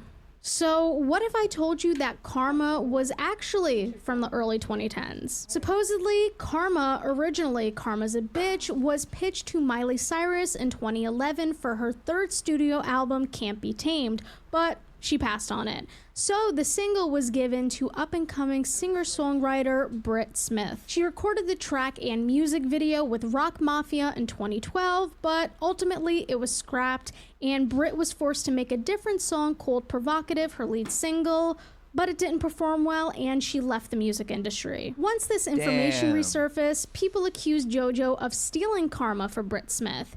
So out of spite, they started streaming Britt's version instead. The 2012 music video garnered millions of views in the past month, and the song peaked at number 8 on the US iTunes pop charts. Not to sound like a contrarian or nothing, but I like Britt Smith's version better. Not just her voice, but like I also prefer the emotion she put behind her version. She sounds remorseful, like Karma's a bitch, I should have known better, I got what I deserved. Whereas JoJo's version feels like it's coming from a self-righteous place, at least that was my interpretation of it. I can't play either one for copyright reasons, so you'll just have to take my word for it. It's all subjective though, I'm just a silly little guy with silly little opinions, but if you like JoJo's version more, let me know. Meanwhile, JoJo told TMZ that she had no idea who Britt Smith was, which angered people even more. And it's a good thing I call you guys my sinners, because all I'm doing in this video is playing devil's advocate, but JoJo was not in the wrong. This time. Britt Smith didn't write Karma's a Bitch either. Desmond Child did. And this guy has written for some of the biggest artists from the past 40 years, like Cher, Bon Jovi, and Aerosmith.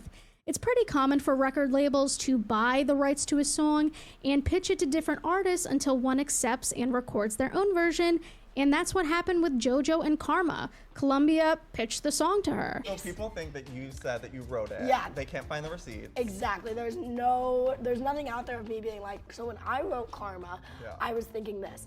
I would never say that because I literally did not write it, but when I was pitched Karma and I heard it, I was like, wow, this is a song for me. Some people were like, oh, well, she sure made it seem like she wrote it, but This happens all the time. One of your favorite artists has probably released a song pitched for someone else. For example, Toxic, sung by Britney Spears, written for Kylie Minogue. Since You Be Gone, Kelly Clarkson's biggest hit, was offered to Pink and Hilary Duff first. Now this one surprised me, but in another world, Paris Hilton would have sung Don't Ya by the Pussycat Dolls. Since then, Brit has come out in defense of JoJo. In a TikTok, she reaffirmed that JoJo did not steal her song. You guys saying that we want to make her dreams come true 12 years later has just been so unbelievably nice, and even kind of inspired me a little bit to think about maybe. It's just like, the problem was less so the fact that she took a pitched song and more so with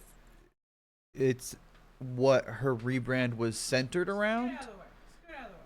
What? No, not you. Not you. You. Oh. Honey, come here. Come here. Come get a treat. I can't.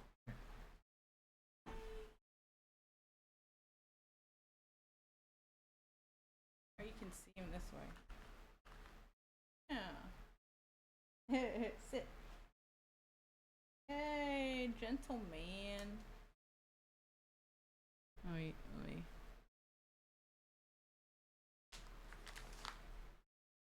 Yeah. I told him to go with me to get water, and he was there until I dropped your bottle, and it scared him, so he left. But he was chill. I just refilled his water.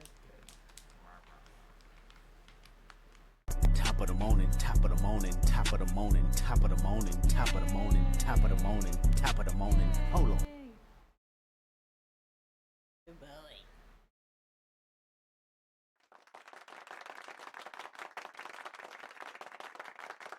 Yeah, you got an applause, my big boy. Wow. Yeah. Hey, run it. Speak. Will you speak? I was working with him on it before he came back. Speak. Speak. Not like down. Speak. I love you, you're a very good dog. Good boy. Spaghetti. Good speak. Hey. Hey.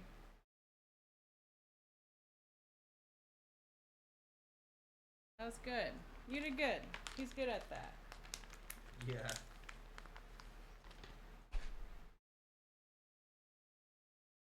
Brian. Brian. It's Brian. That's his name. Evil Brian. Yeah. Evil Brian. He couldn't have been too impressed with our Brian. capital. It looks like shit. He's Evil Brian, and he'd be like just a regular dog who doesn't talk or have sex with human women like Brian Griffin does. Weird that that happens. Yeah. It's always white women, though.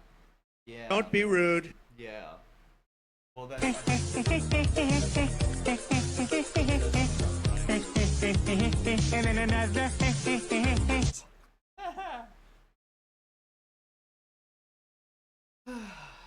ate my food. I took my meds. I'm so tired. I drank a yerba too. Still tired. Exhausted from all this learning about JoJo Siwa.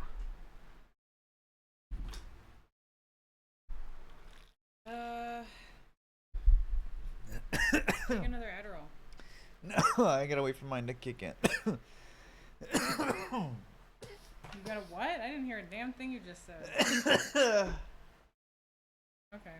I gotta wait for mine to kick in. I said. Oh, your Maybe next stepping back. Your next goal, your next sub goal should be a Ronin cam. Yeah, I can do that. That's a good one. So you can get a camera just specifically for Permanent Ronin cam. Yeah. Yeah. Back into this, possibly. You know, I have a 2-month-old and a 22-month-old, so it was definitely, you know, a surprising thing at this stage of my life, but also kind of a moment that I just thought, well, if the universe is putting this in front of me, maybe I should try again for a minute. Britt said she's grateful for all the support, and she's happy that JoJo and the fans have breathed new life into Karma 12 years later. She even told Page 6 that she liked JoJo's version. Nice. Do you think JoJo did it justice? Yeah, I think, you know, it's nice to hear different interpretations of it. I was, you know, attached to my version, but it's nice to hear. There are a lot of things to criticize JoJo for, but this isn't one of them. Instead of holding her to a double standard, let's get mad at like 90% of singers in the industry right now, because they probably sang a song that was pitched to them. But what a time it was. Goal can be a chair for me. Yeah. Eventually, For the we'll dance. have an actual set. Yeah. Where I can sit down. Modular pieces. Mom's reunion to premiere on May 1st. After Karma, the XOMG pop controversy, really this entire year, fans were sick and tired of seeing JoJo everywhere. They were also confused about why she was invited in the first place, because she had the shortest run out of everyone at the reunion. I'll tell you why. Clout. Why do you think JoJo was in every promo video on Lifetime's YouTube channel? Objectively, she is the most successful person from Dance Moms, so it makes sense. Whether you like that or not is a different story. Don't get me wrong, there were some wholesome moments in the reunion, like when Chloe shared her coming out story, and it was just nice seeing some of the OGs in the same room together after like 10 years. But JoJo definitely took over the conversation a lot, and she had the nerve to defend Abby Lee Miller to the faces of the three girls who arguably faced the most abuse from her. This is gonna be a little controversial to say, I think, but... You're already subbing for Ronan. Danikberg, thank you for the prime. To me, Abby was always right. Give Lex the chair. I mean, I deserve it. Paige's face says it all right there. I did interrupt two adults talking. If I was a mess and a beat off, she wasn't just yelling at me because she wanted to yell at me. I actually was a mess and was a beat off.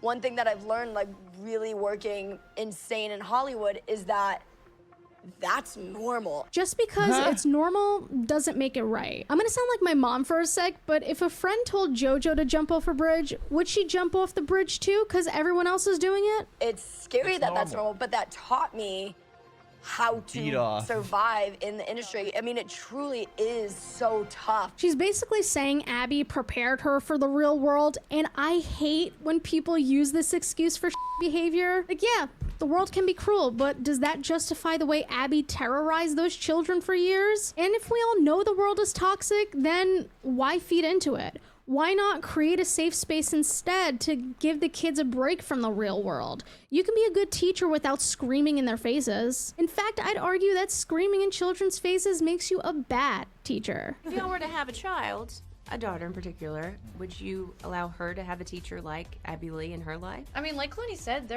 Abby really wasn't that far off of how actual dance. It depends on all of us sitting here could handle Abby. Could handle the environment of Dance Moms. We did. We all turned out fine. Yeah. Of course, we have our moments here and there. Did you now? I only saw a few clips and pictures from press week of all the girls, and you can tell there was a bit of tension between JoJo and the rest of them. But if someone told you to your face that your abuser was right, who could blame them? But JoJo stays talking about the Zieglers like it's her job. Them not being here is kind of like, let me erase my past, pretend it never happened, shove it down the drain, when it's like, that's why you are who you are. Not to be like, well, actually, but that's objectively wrong because Maddie has stated before that she's Heritage, grateful not hate. Abby Lee Miller. You have to preserve the statues of her. For her time on Dance Moms. And while it may come across as if Maddie and Kenzie are trying to erase their past, Maddie's told ET many times she'll never forget her roots. I'm so grateful for the show because it got me to where I am today, and it's helped me, you know, with so many opportunities, and I'm so grateful for that. Two things can be true. There was a big Maddie and FNAF Mackenzie drama. can be thankful that Dance Moms Scott opened so many Cawthon. doors for them, but been also arrested. not want to relive their time on the Huge show. drama. The Ziegler sisters weren't yelled at as much, but Maddie in particular experienced a whole different form of abuse from Abby, along with the resentment and jealousy from other moms at only 8 years old. Instead, they're choosing to focus on their respective crafts. Maddie's an actress, Mackenzie is a singer, and it's their right to leave the show in the past. That's not a sign of ungratefulness. It's setting boundaries for their mental well-being. We are not entitled to their story, and when I say we, that does include JoJo. If the Ziegler sisters ever decide to do a tell-all or release a book in like 10 years from now, I will be pre-ordering, but I'm not expecting that from them. We should respect their privacy, actually. Based on this video with Joey Graceffa alone, it's evident that Maddie and Mackenzie live rent-free in JoJo's mind. Joey asked who her least favorite member of Dance Moms was, and she said this. Okay, I have an answer. Okay. I do have an answer. Okay. I do have an answer because they like TikToks making fun of me. Stop. Kenzie. I love Kenzie with all my heart, but I was really hurt by that. Oh. I was really hurt by that. Kenzie, I love you. I really, really do. But when I saw the reposts of people being like, oh my God, no way, Kenzie liked this, favorited it, and commented, I was like, oh, that's shady. I'm not saying this wasn't shady on Kenzie's part. It is. Like I said with the Britt Smith drama, I want to avoid holding JoJo to a double standard. Quite honestly, this should probably be handled offline. Besides the reunion, the month of May has slowed down in terms of controversy for JoJo, but there's always something happening in Studio Siwa. For example, JoJo can't escape the stealing allegations. In the past week, she was accused of stealing former WWE wrestler Luna Vachon's entire persona from 1989. Oh. Wait for it. What do you want, Johnny C? Listen, Beastie, I wanted to go over a few things with you before the IRS man gets here. Like what? Well, for one thing, I wrote your makeup off as a health expense. How'd you manage that? Well, I told him if you didn't wear any, the audience gets sick. I mean, Awesome. The resemblance is uncanny. At least Luna Vachon didn't get her eye makeup tattooed on her arm. You gotta love it though, especially when your ex is jamming to the song you wrote about her with her ex. What happened was that Avery and Soph were spotted at a gay bar a few weeks ago, and when Karma came on, they were on stage singing their hearts out. The irony is not lost on me, and the fact that they knew the words too is just hilarious. The largest update though has to be SNL's parody of JoJo performed by Chloe Fineman in a Weekend Update skit on May 5th. Does it scare you, Colin? Does a former child star looking like this scare you? Yeah, but not in the way you're hoping. I'm in my bad girl era now. Little late to hop on the JoJo Siwa bandwagon, don't you think? I wouldn't know anything about that. And the final update I have is from May 19th, JoJo's 21st birthday. Cake and candles to her, by the way. Shout out to our girl. And in the US of A, that means JoJo can drink legally, and she surely did at Disney World, of all places. All decked out in her bedazzled construction vest, JoJo tried to start a Karma sing-along in Epcot. Wish I would have never effed around. Yeah, we know it. We know it. Here, let's try this one. Thou shalt not lie, Thou shalt not cheat, Thou shalt not get caught, or you'll end up just like me. She really seems to love this construction vest, though. So drunk. Get my girl in the denim up there with you next time. Holy shit. That's f***ing awesome, dude. If I was there, I would have sung along with JoJo because I'm a real C1-ater. A fan who spotted JoJo that same day asked her to say hi to a friend who also happens to be named Kylie. Oh, that's my ex's name. Oh. Well, happy birthday, Kylie. I hope you have a great day. Thank you so much.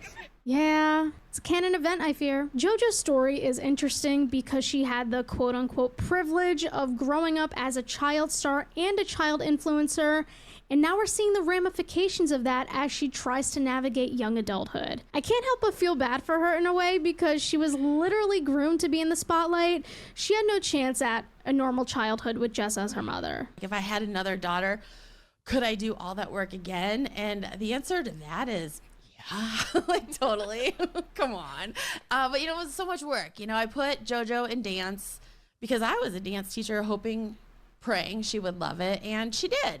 She didn't love it as much as I loved it, but you know, she loved it a lot. If anything, JoJo believes the contrary. I have been so lucky, and I credit that to my mom. Yeah. My mom has kept every psychopath out of my life. And how's that working for you? Thing is, and I'm not diagnosing her, let me make that clear, I don't think JoJo realizes that her childhood was not normal. She should not have been around so many adults at such a young age. She should have not had every moment of her life exploited for Jess's gain. She should not have been subjected to Abby Lee's abuse, even if it was only for a couple seasons. I think this clip from the We're Having Gay Sex podcast is very telling. Well, the first show is Abby's Ultimate Dance Competition, and then I moved on and did Dance Moms when I was 11. So it's been a cute 10 years. But it's been all I know. Like, think about when you were 8, you don't really remember anything. No. And I don't really remember much till I was like 16, really. And so it's like all I know. But yeah. That's a major red flag. It makes you wonder if this is why she keeps in touch with Abby and Colleen and Shane, if this is why she romanticizes her time on Dance Mom so much. Again, not Get her diagnosing, off of I'm simply going podcasts. off what she has said. I've seen some people joke that JoJo's gonna have her Britney moment in the next few years, and let's hope that doesn't happen. But for now, it's devastating to see her repeat the cycle. And as critical as I've been, I wish her an amazing, normal life where she's living on her own terms, and that is all I have to say on the matter. 16,000 words later. Maybe the real karma was the friends we made along the way. I've concluded that I know way too much about this woman now. As soon as this video's up, I want nothing to do with JoJo for at least the rest of this calendar year, but don't let that stop you from letting me know what you think about Miss JoJo with the Bobo. If you'd like to see more deep dives like this, Shout out Annamarie. This video is very good. Very long. Yay! About to play Stardew Valley so hard with this video. Well, we raced around basically all over the world and delivered bus passengers. Very nice woman. Very nice, very Lovely funny. woman. Very funny. Go subscribe now. Here, I'll link it. But yeah, She's short. she is short. She's very nice though. Oh, I fucked up the copy paste chat. It's actually very fitting for her, not /nag.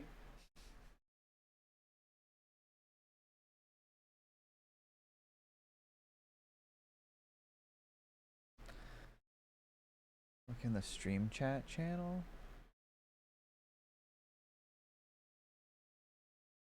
Yeah, her and Gabby, very nice women. This is not real. JoJo Siwa claims she is reincarnation of LGBT rights activist Marsha P. Johnson. She did not say this. This is a fake art. It has to be fake. If she said this, I'm going to explode. That's not. There's no way. I don't think she said that. Look it up. Ah! What was that? A new emote. Ah! He was doing more reacting, and that was the only thing he really did in the video. He just was silent apart from that. Yeah. It was like he was forcing it. That was weird.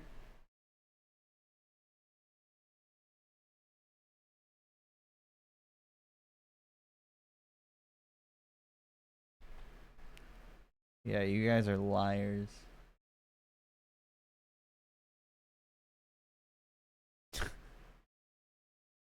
Okay, chat. It's early on a Sunday, but you know, we have a journey ahead of us, and I have a lot of prep to do. Are you gonna get off? Yeah, I think so. But hey, we might stream on the road.